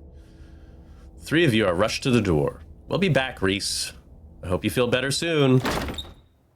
Yeah, he's gonna feel great. Dr. Kelly shuts the door in your faces. The click of the lock signals the end of your dinner at Reese's. That was awesome. Did either of you get the impression that Dr. Kelly is afraid of Reese? She never turned her back towards him. Are you sure she wasn't just being overprotective? I'm sure that's all that's going on, and she has every right to be. I mean, the poor guy took 2 bites of food and got sick immediately. Can't imagine what that's like for both of them to go through. Yeah, but if she was being overprotective, she'd have sat between us and him. She had her back to the window. That's interesting. If anyone should be afraid of anyone in that house, Reese should be afraid of his mom. I think you're both reading into things too much. Dr. Kelly is good people. It doesn't mean she's bad people, but something's up, Stella. You gotta pay attention. Look, I'm just saying, maybe there's more to their dynamic than just him being sick. But it's not like there's much we can do about it right now. We could probably go back and forth on this for a while. Let's grab Gretchen and get going. The sun's setting, and we wouldn't want to miss a second of ghost action. Yeah, it's ghost time. Stella hurries off down the hill, almost as if to run away from what just happened. You and Kanika follow her down the slowly darkening street. I have to say, Stella is really annoying when she does that, because I hate that she just avoids talking directly about things. Oh, it's our little boy over here. Oh, there's a little boy over here? Oh, I remember these guys. There's a little guy there. That's cool. Lit by the orange hues of the setting sun, the library feels different. What was once a quaint building in a small town now stands as an imposing structure, its walls holding something that stares back at you with menace. Maybe Kanika is right. Maybe ghosts aren't real, and the rest of tonight is going to be a pleasant break from the events of the past few days. You can't help but feel like you're about to walk into a slasher movie. You run through a mental list of everyone who's joining you, trying to figure out if you'd make it to the end. People in horror movies usually die because they don't fight back, or because they run away after tripping someone instead of delivering a finishing blow. You won't make that mistake. Enter the library. Oh yeah. Just as its exterior was intimidating in the setting sun, the inside of the library is dark, its shadows deep and foreboding. The meet and greet with the mayor ended quite some time ago, and the throngs of visitors took whatever joy was in this place with them as they left. Hey, Oscar, are you back yet? Shh, you can't yell in a library, it's against the rules. It's after hours. Rules only apply before 5 p.m. Now it's our domain. Hey, you're just in time. Rosalina's situated in the back room. Alexis is going to keep her company while we hopefully get this all sorted out. I'd love for her to be able to sleep in her own bed tonight. How's she doing? She's not quite as chipper as she was when she was on stronger meds, but she's doing surprisingly well. Alexis has been by her side nonstop. She's been a really good friend. Rosalina and I are both lucky to have her right now. I'm glad she's back home at least. And we'll be able to get her back into her real home in no time. I've come fully loaded. Got my EMF reader, temperature gauge, spirit box, infrared camera, UV light, video cameras, salt, flashlights for everybody in case of the ghost messes with the electricity, parabolic microphone, Sharpies, and a paper for automatic writing, matches, and candles for rituals. Oh, and a Ouija board. I know they're toys, but you never know what might come in handy. Wow, this is a lot of ghost hunting stuff for something that was so last minute. Do you just have this stuff ready to go in a bug-out bag or something? Of course I do. I actually stashed a couple of bags here overnight after I got back from the mines. Excuse me? I wasn't about to carry everything around all day. This way we can go in light and pop out to grab more stuff once things start getting spooky. I may never have found any compelling evidence of ghosts, but that's not for a lack of trying. And after last night, I'm more than ready to try again. Who showed up?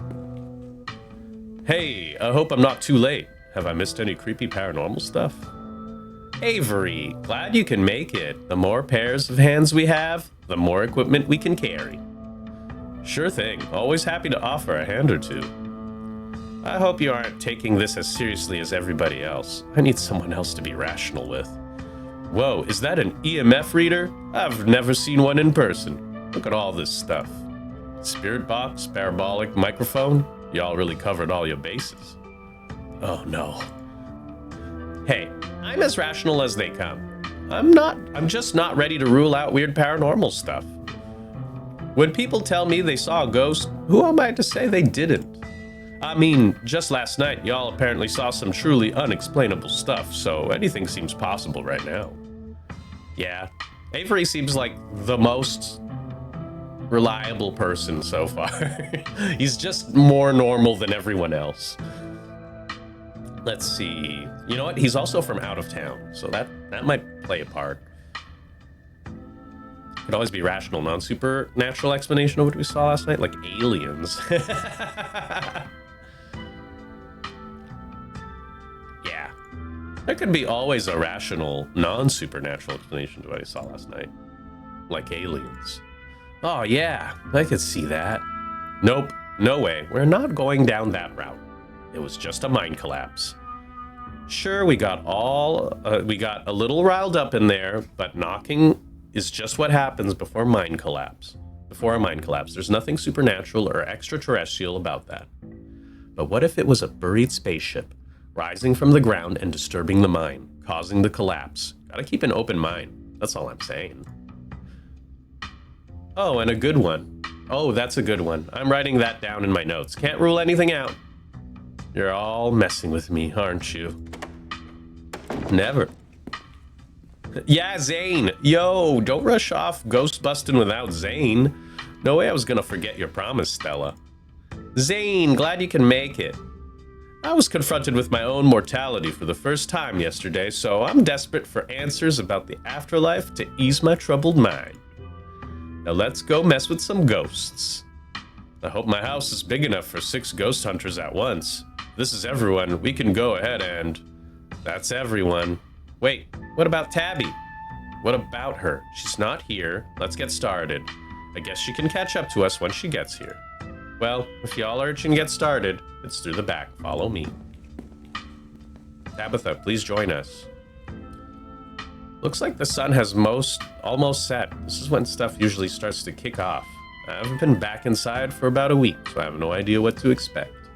Is it H to hide it? Yeah. Honestly, it's a cool shot. I like it. And normally we'd not have... Actually, Rosalina would be here if in my last playthrough, so I think that's pretty interesting. Let's kick off. I haven't been back in about a week. Hey! Okay, Rosalina's here. Yeah, there we go. Maybe I should use this as a thumbnail. Who knows? Hey! You're not doing this without me. If there's a ghost, I want to see it with my own 2 eyes. Sorry, Mr. Gutierrez? Gutierrez? I think I'm right with that. I tried to stop her, but she was really convincing. Oh, hi, Zane. What's up? Yo.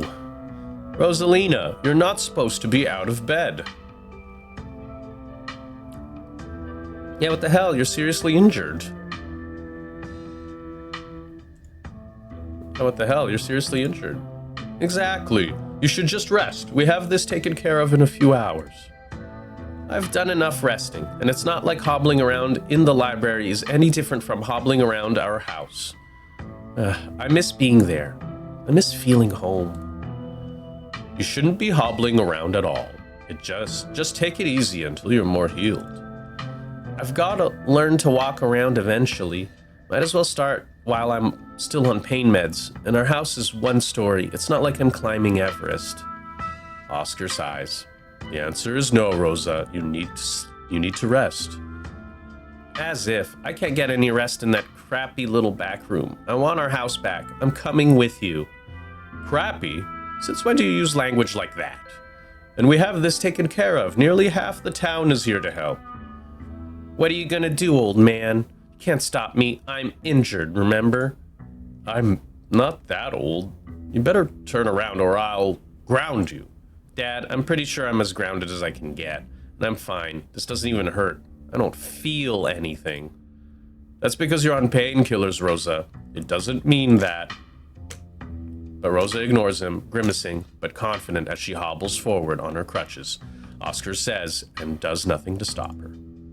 Okay. Poor girl. Yo, look at this party. Look at all of us. Gretchen's here. Avery's here. You know, we got everybody. If Tabby can join us, that'd be great. You all cross over the threshold and enter Oscar's living room. Family photos line the walls, and stacks of books sit comfortably on wooden furniture. Okay, looks pretty normal for now.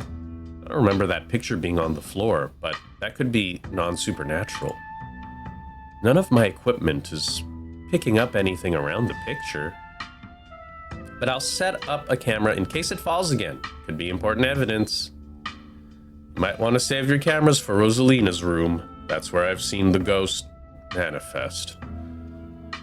It's just down the hall. Oscar and Kanika startled as the door swings open. Seems I made it just in time. Let's get this show on the road. I don't have all night. Tabby! Great, she's here. Wow, BRIE, you really brought the whole gang together today. Yeah, we did. Fuck yeah, look at us. Full gang. I have every right to be here, Kanika. My family built this place, you know. Yeah, I know. We all know. BRIE, what made you think inviting her was a good idea? What? I like her. We're friends. Oh yeah, look, she's feeling good about that. Oh yeah, she likes being called a friend. That's sick. Anyways. Really? Yeah, so what? Like it's weird to be friends with your own cousin? Just trying to look at everyone's facial expressions. Wow, BRIE, do you have any idea how hard it is to get these two in the same room? This is amazing. Yeah, amazing. That's a word for it. Sounds like we're in for an interesting night. Yeah, we are. I'm glad I didn't stay in the same town with the people I went to high school with. No wonder small towns have so much drama. I wonder if the ghost will even show with this many people around. Oh.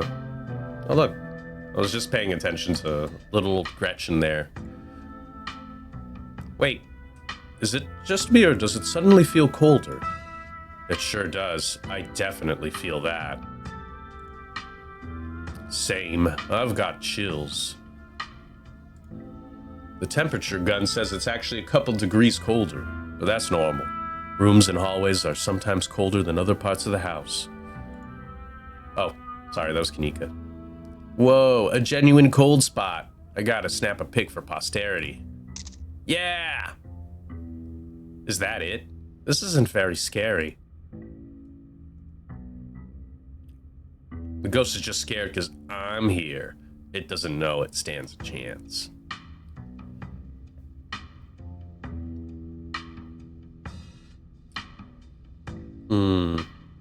The ghost is just scared because I'm here. I didn't realize muscles were supposed to be some sort of paranormal deterrent. They are if you're BRIE. It's true. Very true. Everyone's so proud of us. Maybe it's chill. I know if I were a ghost, I'd be mad chill.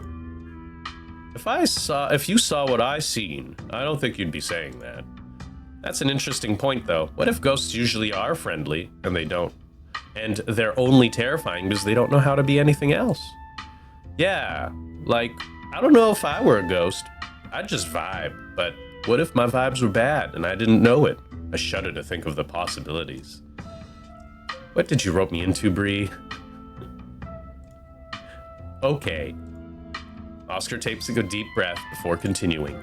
Let's head to Rosalina's room. Follow me. Yeah, good. That feeling again, like the mind's, like the door to the clinic, a dusty, suffocating, dizzying feeling. Something is in this house, though whether it's a ghost or something worse, you aren't sure. Whoa. This is where I've seen it. It appears on top of the stain. Yeesh, that's gotta be tough to scrub out. Doesn't the county own this house? Do they know about the damaged carpet? Have you seen your house? It's true. I actually really like seeing everybody here, because last time I didn't have as many people. But we got, like, Alexis, we got Avery, Tabby's here this time. Zane's always here, though, because Zane rocks. I don't see how that's relevant. Weird, I'm not getting anything. It's not even cold. It's the same temperature as the living room. Nothing on the EMF either. Then your equipment is wrong. The stain is definitely paranormal. I've scrubbed it out too many times to count, and it just keeps coming back.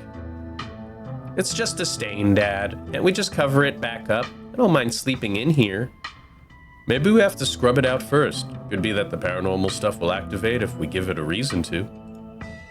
Oh, good idea. I've never heard of a bleach-activated ghost before. You don't use bleach to clean a carpet, Tabitha. Whatever. How was I supposed to know that? Not everybody gets to learn how to clean things. If y'all are offering free carpet cleaning, be my guest. Yeah, that's what ghost hunting's all about. Ghost blood. I'm just gonna say ghost blood. Ghost blood. Definitely ghost blood. Or it's just a rusty pipe leaking all over your floor. I think that'd be a bigger problem than what BRIE and Stella are suggesting. I don't know, ghost blood sounds pretty intense. Have y'all tried ripping up the carpet to see what's causing the stain? The government owns this house. There's no way I'm leaving a big red stain in their carpet. I've made sure it was pristine every morning. Besides, I also kind of assumed it was ghost blood, which it is. Don't worry, I'm sure they'll just take you to court for neglect instead. Kanika is obviously right. Did it really not occur to you that there could be a leaky pipe under the floor? What if there's something written under there? Look at Kanika and Tabby getting along without really knowing. Only one way to be sure. Yeah, Stella excitedly starts tugging at the corner of the carpet. Oh dear. You're doing the government a favor, really. We'll cover for you. You don't have to sweat it. Oh, Avery is. We'll cover for you. You don't have to sweat it. I like Avery. Oh my god. Stella pulls back the carpet, revealing a hatch. The floor around it stained in reddish brown. Look at Gretchen. What if there isn't a ghost after all? What if somebody lives down there? Okay, maybe I don't want to sleep in here.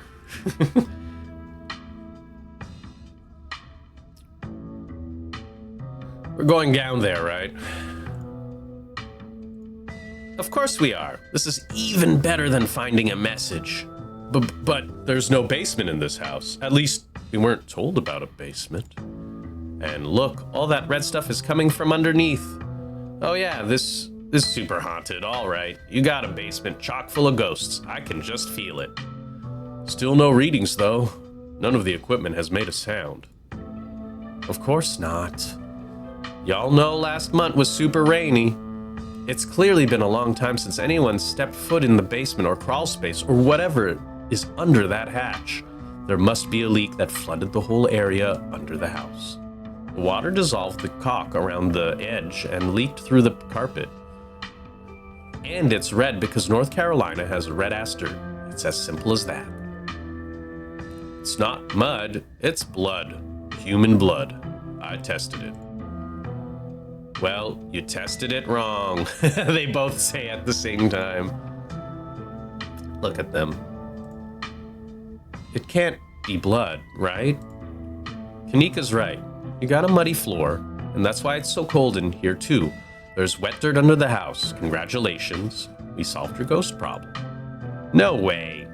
There's an old hatch in the floor that someone tried to seal up. We're not leaving until we know what's down there.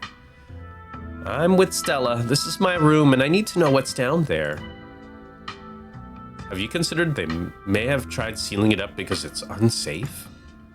Uh-oh. Do you think the flooding could have made the house unstable? I'm all in on ghost hunting, but I don't know if I could crawl through another dangerous crevice. I'm going for it.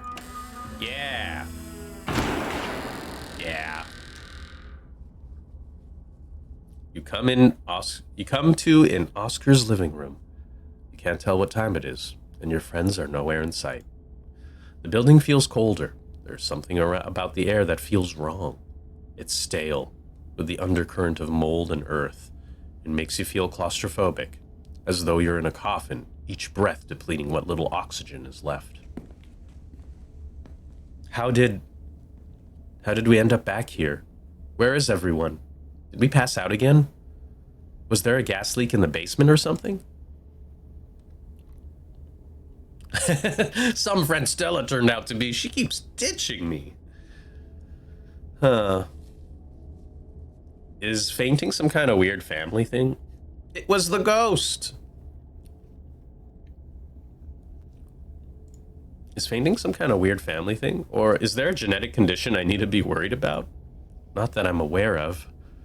Nothing like this has happened before you got to town. Who knows what sort of nastiness was festering in that basement? Your cousin marches to the front door and opens it. What? Why does it look like Oscar's house is in front of us? Didn't we just leave? I must be misremembering things. Let's go. No, you're right. There shouldn't be a door there.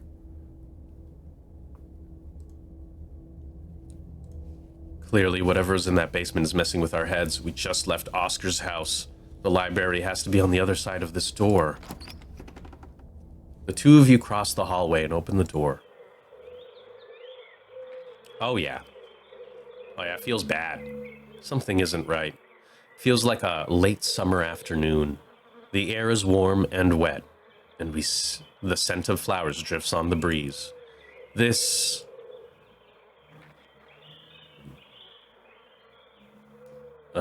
Tabitha, please tell me I'm not the only one seeing that scratchy shadow in the distance. You're not. What the hell is that thing? Am I having a stroke? Are you having a stroke? Are we both having the same stroke at the same time? That's a good question. Pinch Tabitha to see if you're dreaming. Also, we're friends. That was so sweet earlier. I was like thinking about that. I was like, me and Tabby are like friends in this run, which is really nice. This is so cool. Let me see. Did we die? Don't be so dramatic. I think I'd know if we were dead. There's gotta be an exit somewhere. We just have to look. Wait. Do you hear music? Oh, Jesus Christ. I can't believe I was expecting this, and yet it scared the shit out of me. I think Tabitha speaking really dropped my guard. Movement stirs as a figure cloaked in shadows rises to attention. Stella? Who are you? What are you doing on my property? Huh?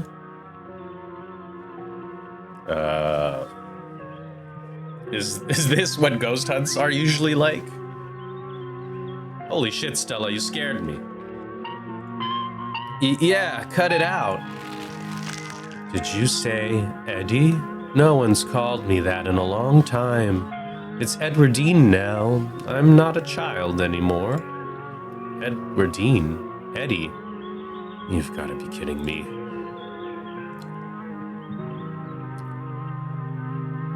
All right, Edwardine, can you show us the way out? It's either snap her out of it. Yeah, let's show us the way out. All right, Edwardine, can you show us the way out? Don't encourage her. I wish I could say the same. You should have stayed gone. And you absolutely shouldn't have shown up here of all places. If you're caught, I don't think you understand what Father might do.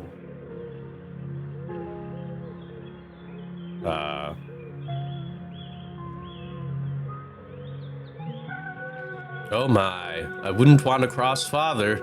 I shall be away at once.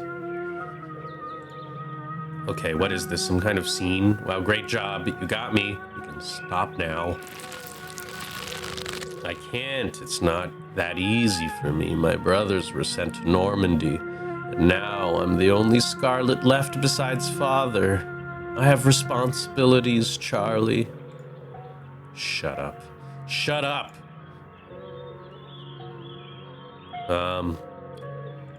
This is getting old real fast. I agree. We should try to find an exit or something. I've had enough. You should just get out of town while you still can. Whatever you came back for, it's not worth it. I'll get you out of here, Stella. I promise.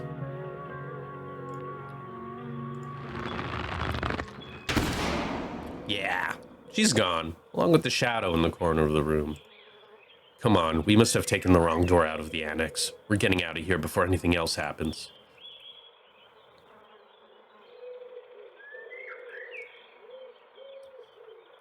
Hold your hand, Tabby. I'm scared. We should hold hands for safety.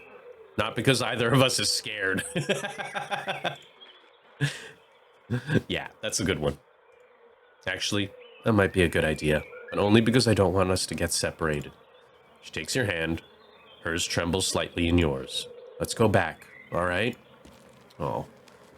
The two of you turn back the way you came. Where did the annex go? Oh, man.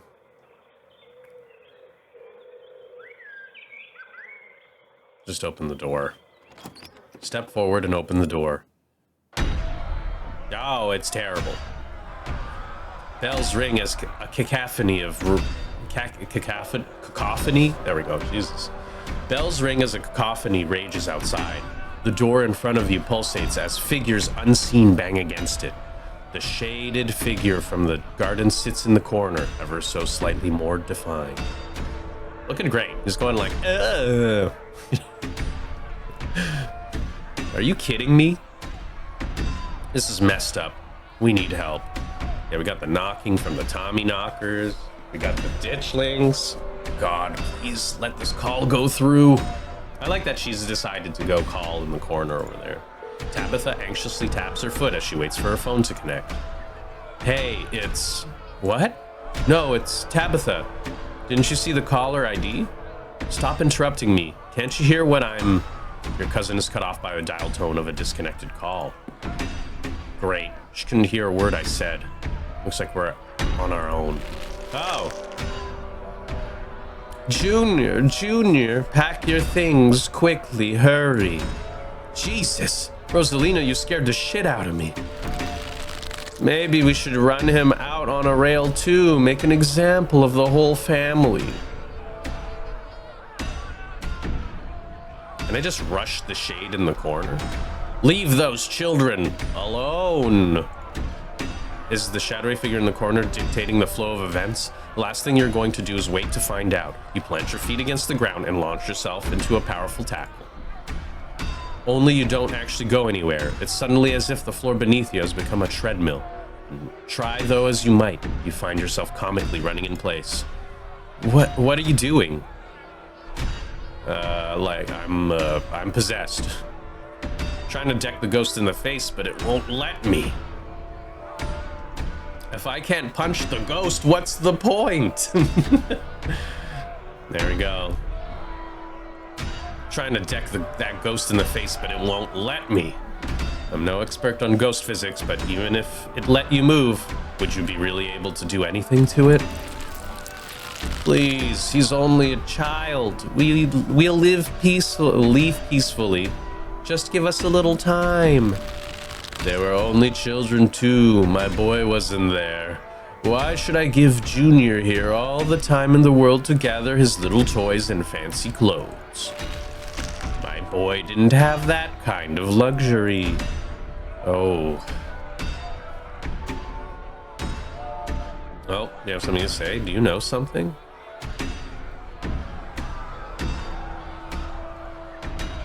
The old collapse in the Shaw mine where we were last night. I shouldn't have to put this together for you.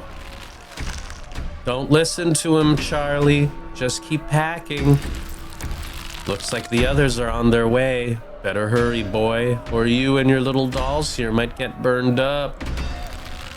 And as for you, lady, what makes you think you're gonna be keeping any of those valuables you're packing in that fine suitcase of yours? Maybe the ghost is trying to tell us something about the collapse. Maybe Charles Shaw wasn't the only one responsible. Yeah, our family owns the mine after all. No way we're free from guilt, right? Stuff that happens a century ago is irrelevant. You and I had nothing to do with it. You're right. The ghost should really just let it go. I think the ghost might feel differently. Well, then the ghost needs to let it go and move on to wherever it is ghosts go when they're done being so pissed off. Trust me, boy, the coppers ain't coming here tonight. What makes you think you can talk to an adult like that? Maybe they should have had you working in the mines too, instead of lazing around in this big house. Maybe you would have learned a thing or two about respecting your elders. Don't talk to my son like that. Don't talk to me like that, woman. I call the shots. Now get out unless you want to go up in flames with all your precious jewels and expensive dresses. You're lucky I'm even letting you leave.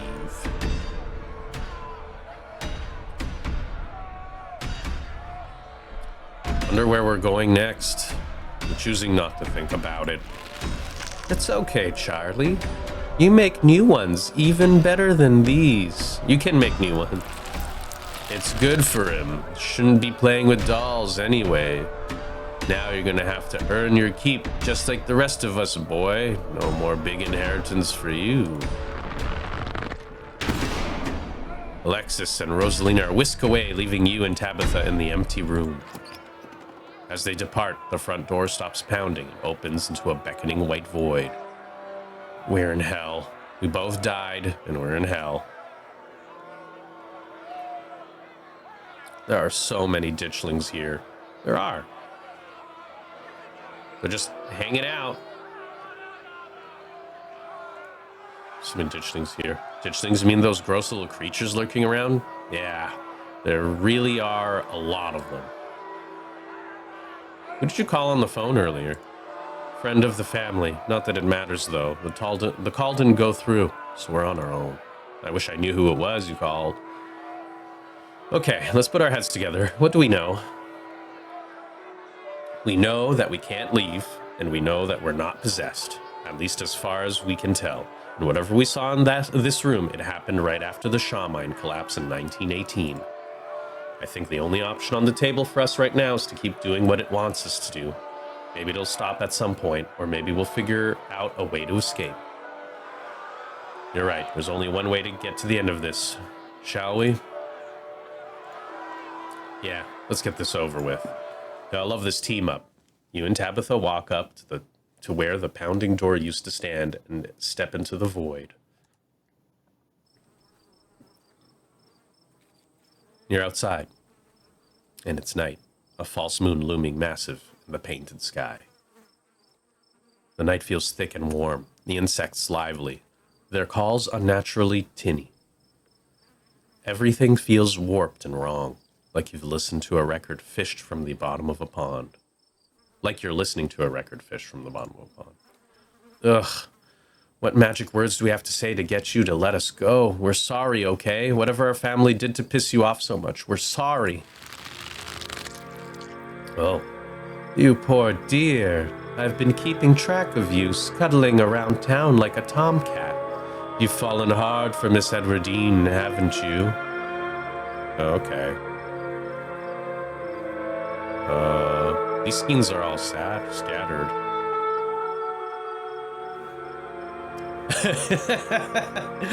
Dang, how'd you know I have the hots for Edwardine? Okay, gross. Stunning performance, by the way. I'm sure this is exactly how he sounded back in the day. There's no need to be embarrassed. Your secret is safe with me. You know, I never did approve of what the Scarlets did to your family, and what it did to you, the two of you young'uns. Childhood sweethearts, just think how lovely it would have been if you could just be happy together. That's what you want, isn't it? So Edwardine and Charlie. Let me just spoil it for you and say it doesn't work out. Our great-grandfather's name was not Charles. I'm sure by now you realize the young lady doesn't plan on leaving with you, but it's not for a lack of desire, as you well know. It's Enoch. Even if you dragged her over the town limits, his hold over her would make sure neither of you were ever happy again. Just think of what happened to your poor mother and father. Do you want that to be the two of you? What do you know about Enoch, Tabitha? Our great-great-grandfather, who was in charge of the mines when they collapsed. I don't know much besides that, so don't bother asking, okay?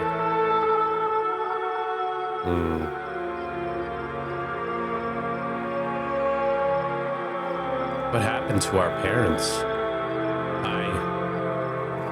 We talked about this. Assuming this ghost is Charlie, its parents were driven out of town after the Shaw mine collapse in 1918. Were you not paying attention? The powers at work here are stronger than even your love could withstand. You need to break the bonds holding her here. Then you can both go free. No more misfortune. Not for you. Not for anyone else bold enough to step foot outside the holler. Nika mimes handing you something, though her hand is empty. Everything you need to know is on that map. I don't trust whoever this lady is. She's got some ulterior motive. Agreed. Clearly this dude should have never have taken whatever she just handed him. Anybody who did is a sucker. That's where you'll find them. You'll need her there, and be careful. Good luck to the both of you. I hope you get your happiness. And then she's gone. Tabitha sighs. Okay, let's find a way out. Unless you have any ideas, I don't think there's anything else we can do until we get to the end. Or until we die. Whichever. Before the two of you can leave, a smell hits you. Sweating, suffocating flesh. With a tinge of saccharine and stomach-churning scent of decay. Yeah, Wayne. There you are. I would have found you sooner, but the resonant clearly doesn't want me here. It doesn't seem to have the same issue with these miserable little parasites. You look so silly. Oh no, you bottom feeders always manage to slip through the cracks, don't they?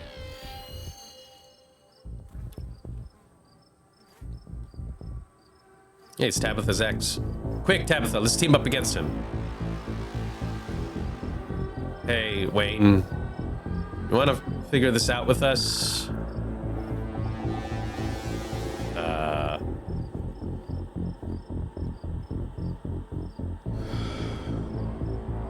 Are you Sam Wayne, or are you something else? Stop asking questions. Just stop interacting with the thing at all, okay? So cold, Tabitha. After everything we've been through, to have you treat me like a stranger. Shut up. What an unfortunate situation you've been dragged into, BRIE. I don't think that girl's any good for you. Stella, was that her name? She seems she's skilled at finding trouble. Maybe I should pay her a visit soon, if she makes it out of here alive. No. Tabitha bolts for the underbush, desperately pulling you along. Stella. It?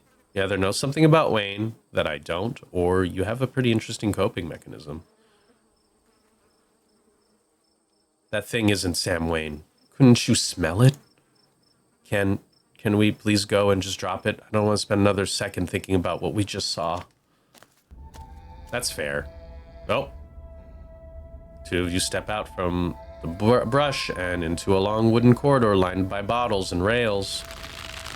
A figure rises to attention, blocking your way. I'm afraid he doesn't have long. If there's anything you need to say to him, say it now. Bye, Doc.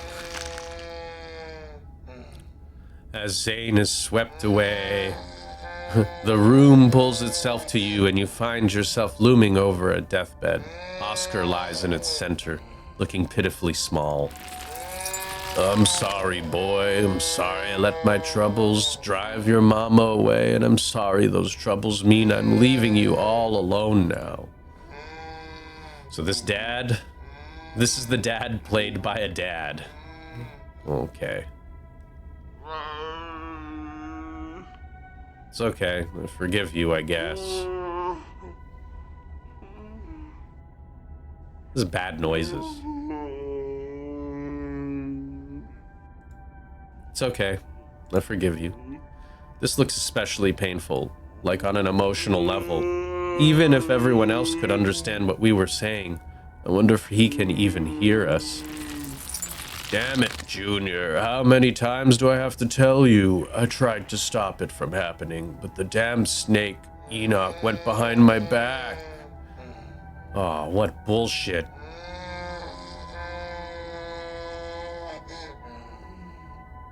Let the spirit talk. Or something on your mind. It was Charles Shaw's fault.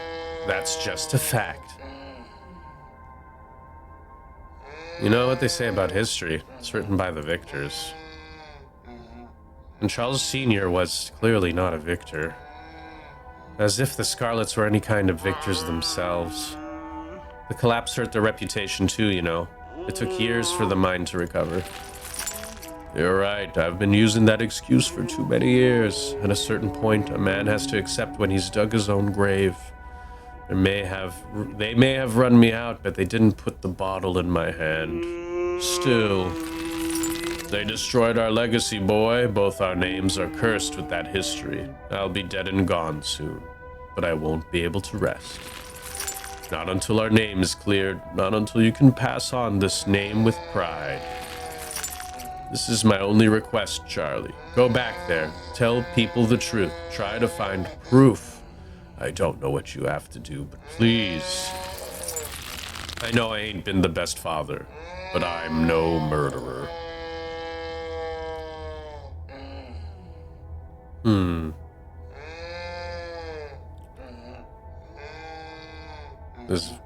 This after Rosalina. Guessing this request didn't really pan out. Yeah, I don't think we'd be here if it did. Damn it, boy. I may not have till morning. Promise me you'll go back.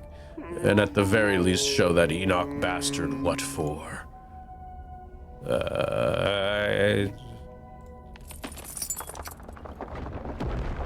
You watch as Oscar's body seizes and falls through the sheets, taking the rattling pile of bottles with him. This ghost is so full of it. Your cousin steps forward and disappears through the hole left in the bed, leaving you to follow. Follow her. You find yourself pressed uncomfortably against the trellis. A small castle sits off to one side of the wall, and the bars of a prison loom over both all of it and all of you. Climbing up... Oh my god. Avery is looking mighty terrifying over there. Climbing up the trellis again. How very Romeo and Juliet of you. No need to run off. I won't tell the old man, though you've gotten sloppy. You should try to be more careful if you don't want him putting you in an early grave. Okay, who's this?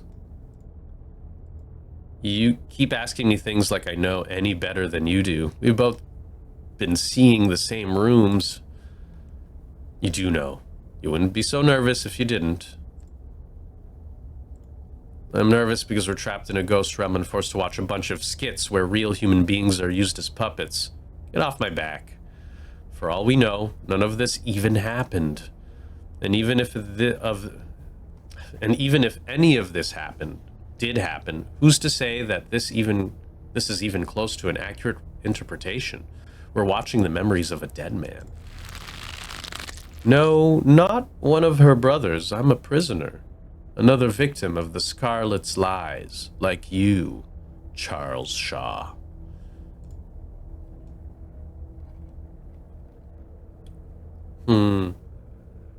I too hate the Scarlets, except for lovely Edwardine. Please tell me of their secrets and lies. Be straight with me, Tabitha. What do you know? Okay, fine, sure. Maybe it's possible the old Scarlets let Charles Shaw take the rap when they could have stepped up and taken more responsibility. Why do you think I'd know the details? That's the sort of secret people tend to take to their graves. And we're an important family around here. I'm sure a lot of people feel like they've been victims of us because we're easy to blame. A mere generation makes no difference. His blood runs in your veins, does it not? And now, it runs in hers. Yes, it seems like your little trysts bore fruit. And oh, will you ever be in trouble when the old man finds out? Tabitha's eyes grow wide. Oh. You do know who this is. Quit dodging the question. Shh, let it talk. I think this might be important. You know you don't have to keep dangling there. Come inside. You'll be able to hear me through the door just fine. Oh, this is weird. The world around you swirls, and you and Tabitha find yourselves pulled to the other side of the wall. A door bound by countless locks and chains pulsates before you. I'm not gonna let up till you spill the beans. Stop talking. We might miss something. That's not what I invited you in for. I couldn't escape even with your help. I merely wanted to offer a warning. Leave town now. Why? Why should I leave? This guy has nobody to blame but himself. You hear that, Ghost? You were given every warning. You could have just left. You can't take her with you. It's not possible. You can always stay and die. But if I were you, I would use my healthy legs and run as far away from Scarlet Hollow as possible. I hear the beaches are nice. Why don't you take a permanent vacation there?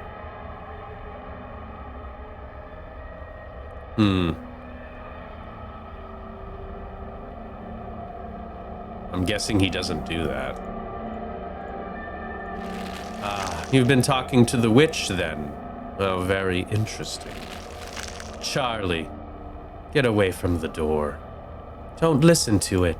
Oh my Jesus Christ. Stella! This is like being stuck in some sort of soap opera.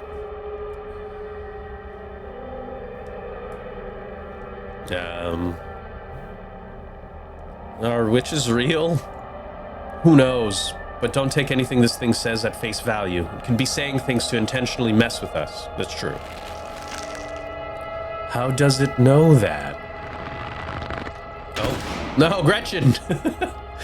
This is too much. I just want to go home. Do you feel sick? I feel sick. Are you riveted by that conversation? Charlie isn't related to us, if that's what you're asking. I know that much, I think. But I guess there were some family secrets I was never let in on. I was just surprised. Come on, the quicker we get through this, the quicker we'll be out of this ghost place, hopefully. You and Tabitha walk after Stella and into the darkness. Yeah, this is awesome.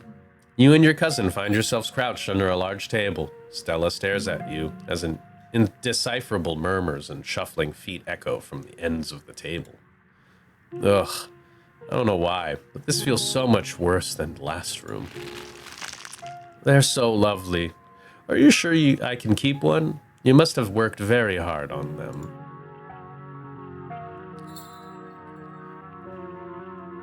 I guess we're supposed to be kids now.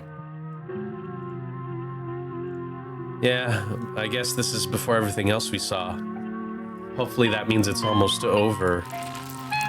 Oh, I'll try to keep it away from my brothers so they don't smash it. Though I wish I could make it move like you can. And you can even do the voices. You know, you could probably make real money if you put on a show for people. Dang, even possessed Stella is out here trying to monetize hobbies. That's great. Time to joke with my cuz. Don't joke, you're pissing off the ghost. A traveling show, and you'd want me there too? Oh, could we go to towns along the beach? I've heard of the Outer Banks. Heard the Outer Banks are the most beautiful place in the world. Wish I could go back in time all those years ago and tell them what we know. Me too. Thank you, Charlie. I've always wanted to see the ocean. Yeah! There. Are you done now, Charlie? Can we leave? Everything crashes into a thunderous black before you or Tabitha can get in another world. Yay! Oh, no. Oh. Oh. Oh. Oh, my God. Oh, this is terrible. Yay, they all bowed, though. I'm clapping, too. I might as well. A single spotlight remains, illuminating a trap door in the center of the stage. You feel drawn to it. The trap door. Are we back in Rosalina's room? We must be. Which one of us is going to open it? I'm scared. Maybe I am too. But you'd better not tell anybody I said that. Okay. I'll do it. Carefully step towards the trapdoor. It creaks open all on its own. Oh God, this is so much worse than opening it ourselves. You're right, Tabitha. This is so much worse. You and Tabitha are shoved from behind and tumble through the hatch. That is worse, actually. Oh no! It took some time digging, but it's there. The map was right. That means there's hope, Eddie. Whatever it is that Enoch did, we can undo it. We can be happy together. Ooh, Jesus. Eddie?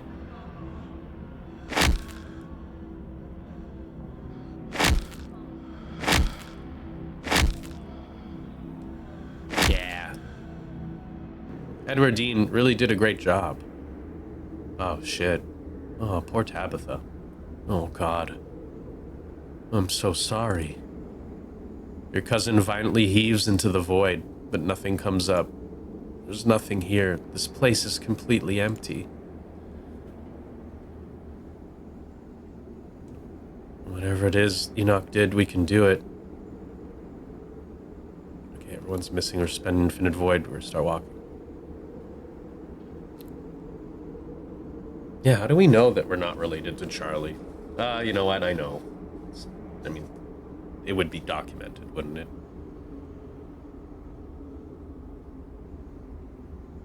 So Edward Dean was a murderer. I'm sure she had a good reason. This isn't very fair, you know. We only saw one side of the story. True. Maybe Charlie just sucked. I mean, look at him now. Maybe this has some more to do with Enoch than Edward Dean. He was mentioned in the passing quite a few times. Yeah, maybe. Ah! Ugh, what now? Do you repent? Do you repent for your crimes?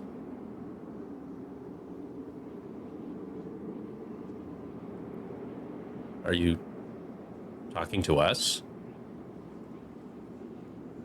Don't answer it. You must answer for the crimes committed by your scarlet blood. Are you kidding me? I hate it here. I hate it here so much. Until you do, I cannot die. I want to die. Please. I have been alone in the dark for so long. All I ask is for some of your years, to pay for the years that were taken from me. What? What are you saying? My life was stolen from me. I want some of yours. It's only fair. No, no, no, this is absolutely not fair. You've got to be kidding me. Neither of us had anything to do with what happened to you. The sins of the father are to be laid upon the children. One of you must forfeit. It doesn't matter which. Bullshit.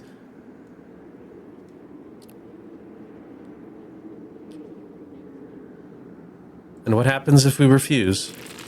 Then I will stay. I will stay until I get what I'm owed. I don't understand. You will live a shorter life, and I will finally be satisfied. I will have justice.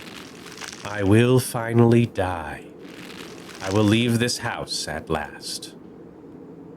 How much shorter would my life be? You aren't seriously entertaining this thing, are you? This isn't for you to know. Just as it wasn't for me to know. One day, sooner than you'd like, you will die. I hope I didn't come too late. Mom! Holy shit, everybody woke up. All of you had better get out of here before the spirit regains its composure. This is certainly a strong one, isn't it? Don't worry about the others. They're safe. I got your call, Tabitha, but it was definitely not easy getting down here. Get us out of this pit, Sybil.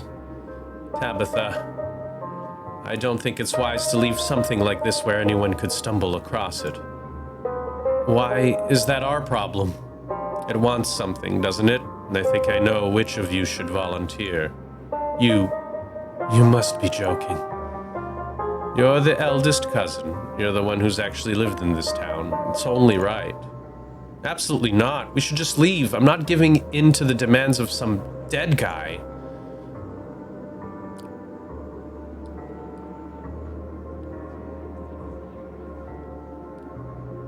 I'm not leaving before I put this thing to rest. You take a step towards the spotlight. As you move forward, you feel Tabitha's hand on your shoulder. BRIE, what are you doing?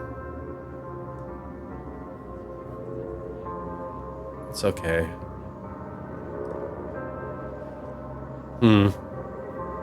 What if someone wanders into the annex and gets stuck in this labyrinth of impossible rooms? Then we'll close up the library. It just might go away on its own. Who knows? Why give up something like years of your life to some ghost who might not even be telling the truth?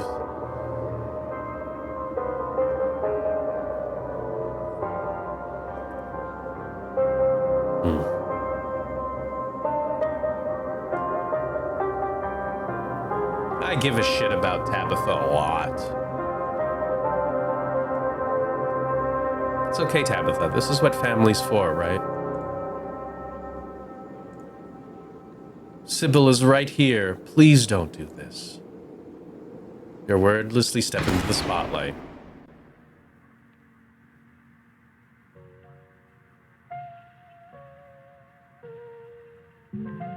Ooh, do I take the hit also? Damn.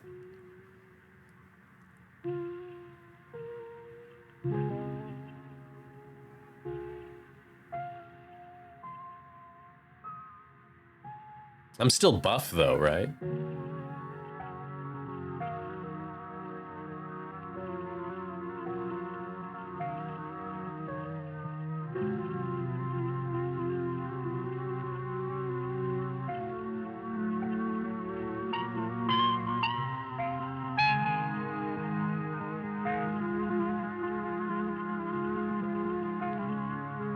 Bye, Charlie.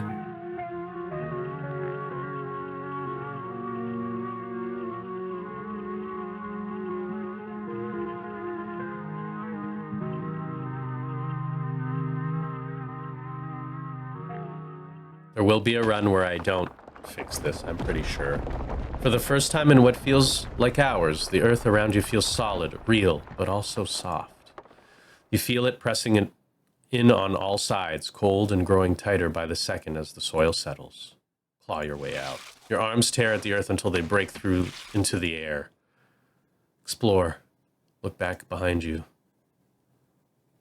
As you gasp for breath, you take a look into the pit behind you. Charlie's mummified remains stare up at you, sad and broken at the bottom of the pit.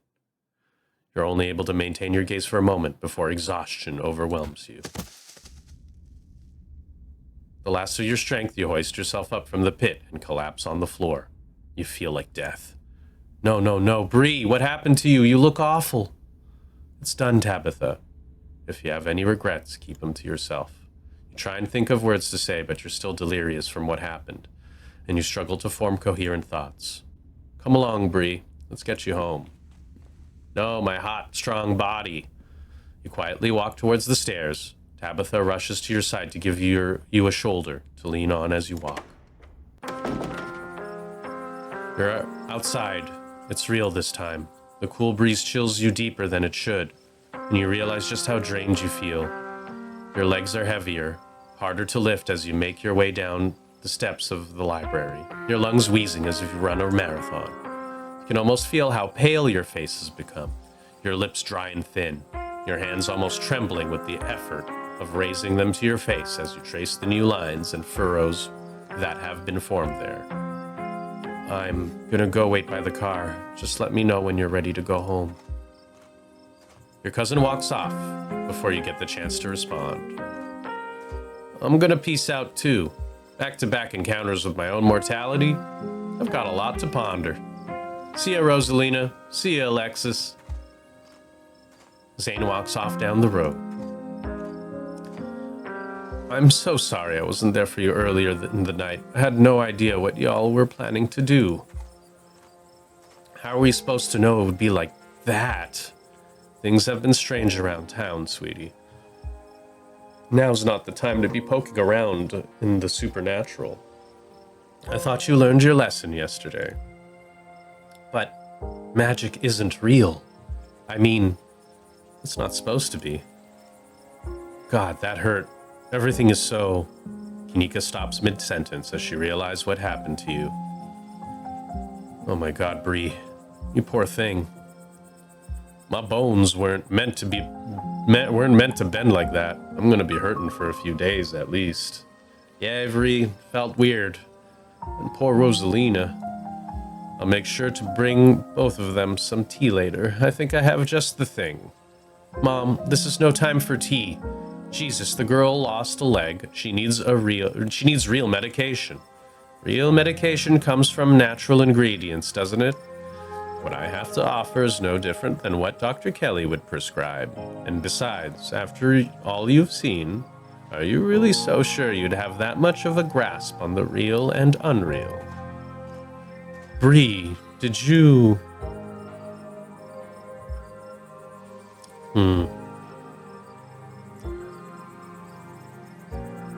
Just taking responsibility for something that should have been dealt with decades ago. Is our house safe? There's nothing there now. BRIE took care of it. I'm sorry. I'm so sorry. I had no idea. It had never been like that before. So that really happened then. That ghost really did take away years of your life. I'm afraid so. Everything in this world has a price, and those years were unfortunately what it took to put that spirit to rest. I can't believe Tabitha let you do that. It's outrageous. If anyone should have paid a price to put that ghost to rest, it should have been her. You don't even live here. You're barely even a Scarlet. It's just, so unfair. It was my choice to make. Don't bring Tabitha into it. See, this is why Tabitha should have done it. Your life has changed forever. And you're just okay with it. I agree. It is unfair, but I did my best to sway her, and what's done is done. There's no use dwelling on things. Kanika takes a deep breath and sighs. I can't believe I let Rosalina go in there. How could I have been so careless? After everything she went through in the last day, how could I have let this happen? Could have known what was going to happen. Couldn't have known, yeah.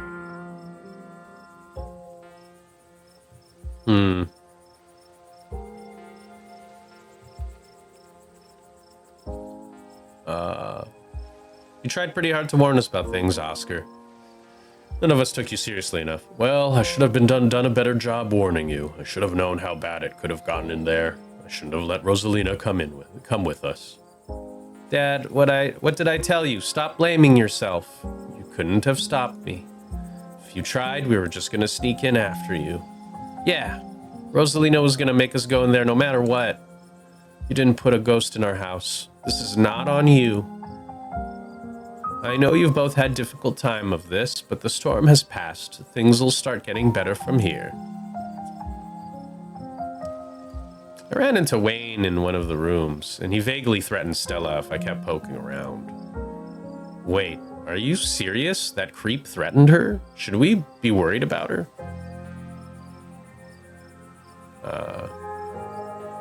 He also crushed a ditchling with his bare hands. It was pretty scary.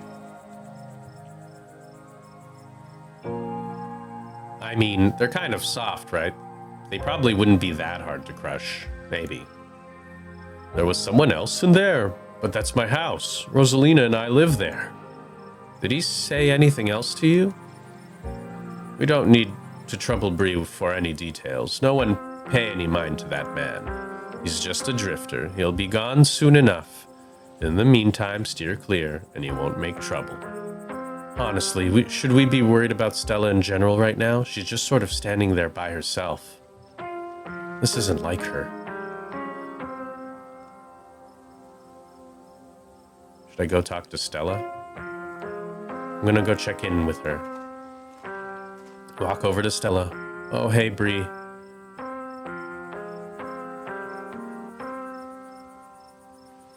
I'm sorry I couldn't get you out of there sooner. Sorry, I can't talk right now. See you later. I mean, she represents Edwardine, so she probably felt all of Edwardine. Probably felt that murder.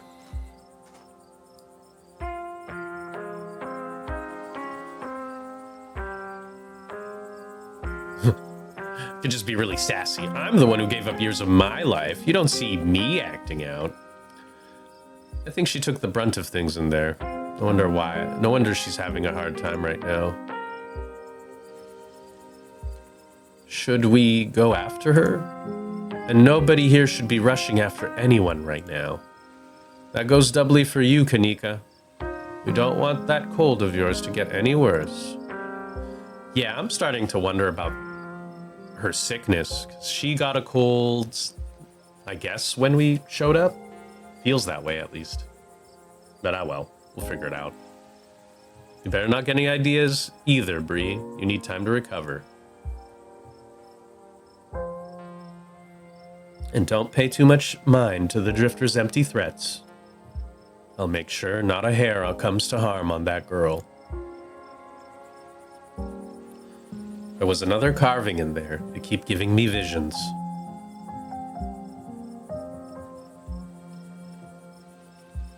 I wonder if those things are tied to everything supernatural that's been happening. Yeah, I wonder. One is a coincidence, but two of them are on back-to-back nights? Yeah, pretty rough. I'm sorry, I'm a little lost. You've been finding carvings around town and they've been giving you visions? I remember you mentioned that this morning. There's more than one of those things. I'm sure everyone here could stand around theorizing about this and that all night long. There'll be plenty of time for that tomorrow.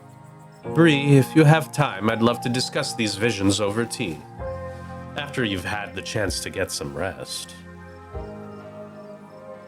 Were you all conscious that whole time? Everyone glances at each other, though none of them gave their ears away. You can see how exhausted they are, how unsettled. Yeah. It was awful. Kind of fun, too, but mostly awful. I feel like that would be the response I would have. I'd be like, it was kind of enjoyable, but also absolutely horrendous. I'm pretty sure we remember everything, at least up until Sybil showed up and snapped us out of it. I should head back with Tabitha.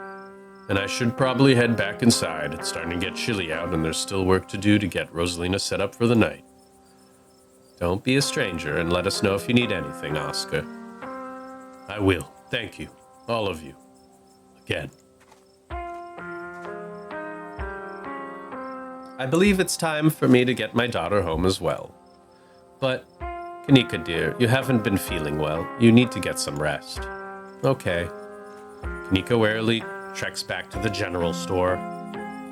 Before I go, Sybil places a hand on your arm, holding you back for a moment. I'm sure you have questions after everything you saw tonight, and about what's happened to you, but let's not get into it here. I think everyone could use a little rest and relaxation right now, yourself included. If you swing by the tea room sometime tomorrow, say early afternoon, you and I can have a little chat. I'll see you then, BRIE. Sybil leaves you and catches up to her daughter. I guess it's just the two of us now. Do you regret coming along tonight? I can't believe you're the one being apologetic right now. These bruises are temporary, you know. Look, that was a horrible experience that will stick with me for the rest of my days. But it was also kind of amazing for that. I don't know if that makes sense, but how many people can say that they were possessed by a ghost? I love Avery's attitude. It seems a bit ridiculous, but sometimes that's the best way to cope. I guess you finally got some shared trauma with everyone now. Avery chuckles and then grabs at their ribs, wincing. Yeah, I guess I do, huh? I know tonight was horrific, but it was also thrilling, and knowing we all went through it together makes it easier. There are people to commiserate with tomorrow morning, and then the soreness really starts to set in. Which reminds me, I better get back home. I'm supposed to have a shift tomorrow morning, and I might have to call in sick, but here's hoping a good night's sleep is enough to heal up. And, I hope you feel better soon. Let me know if there's anything I can do for you. Avery heads off, leaving the square in front of the library empty. Time to wrap things up here. Go back to the estate. As soon as you get in the car, the exhaustion of a night's events overwhelms you. The ache in your bones becomes a dull throb as your body sinks into the seat. Your eyelids pull shut as if weighted by lead sheets. We're back. Do you need me to carry you inside? I don't want to think about how many years of gains got undone tonight. You're back inside. The chill of the night breeze is a little better here, but your legs are numb with exhaustion. Well, we're back. I have to imagine you want to get to bed.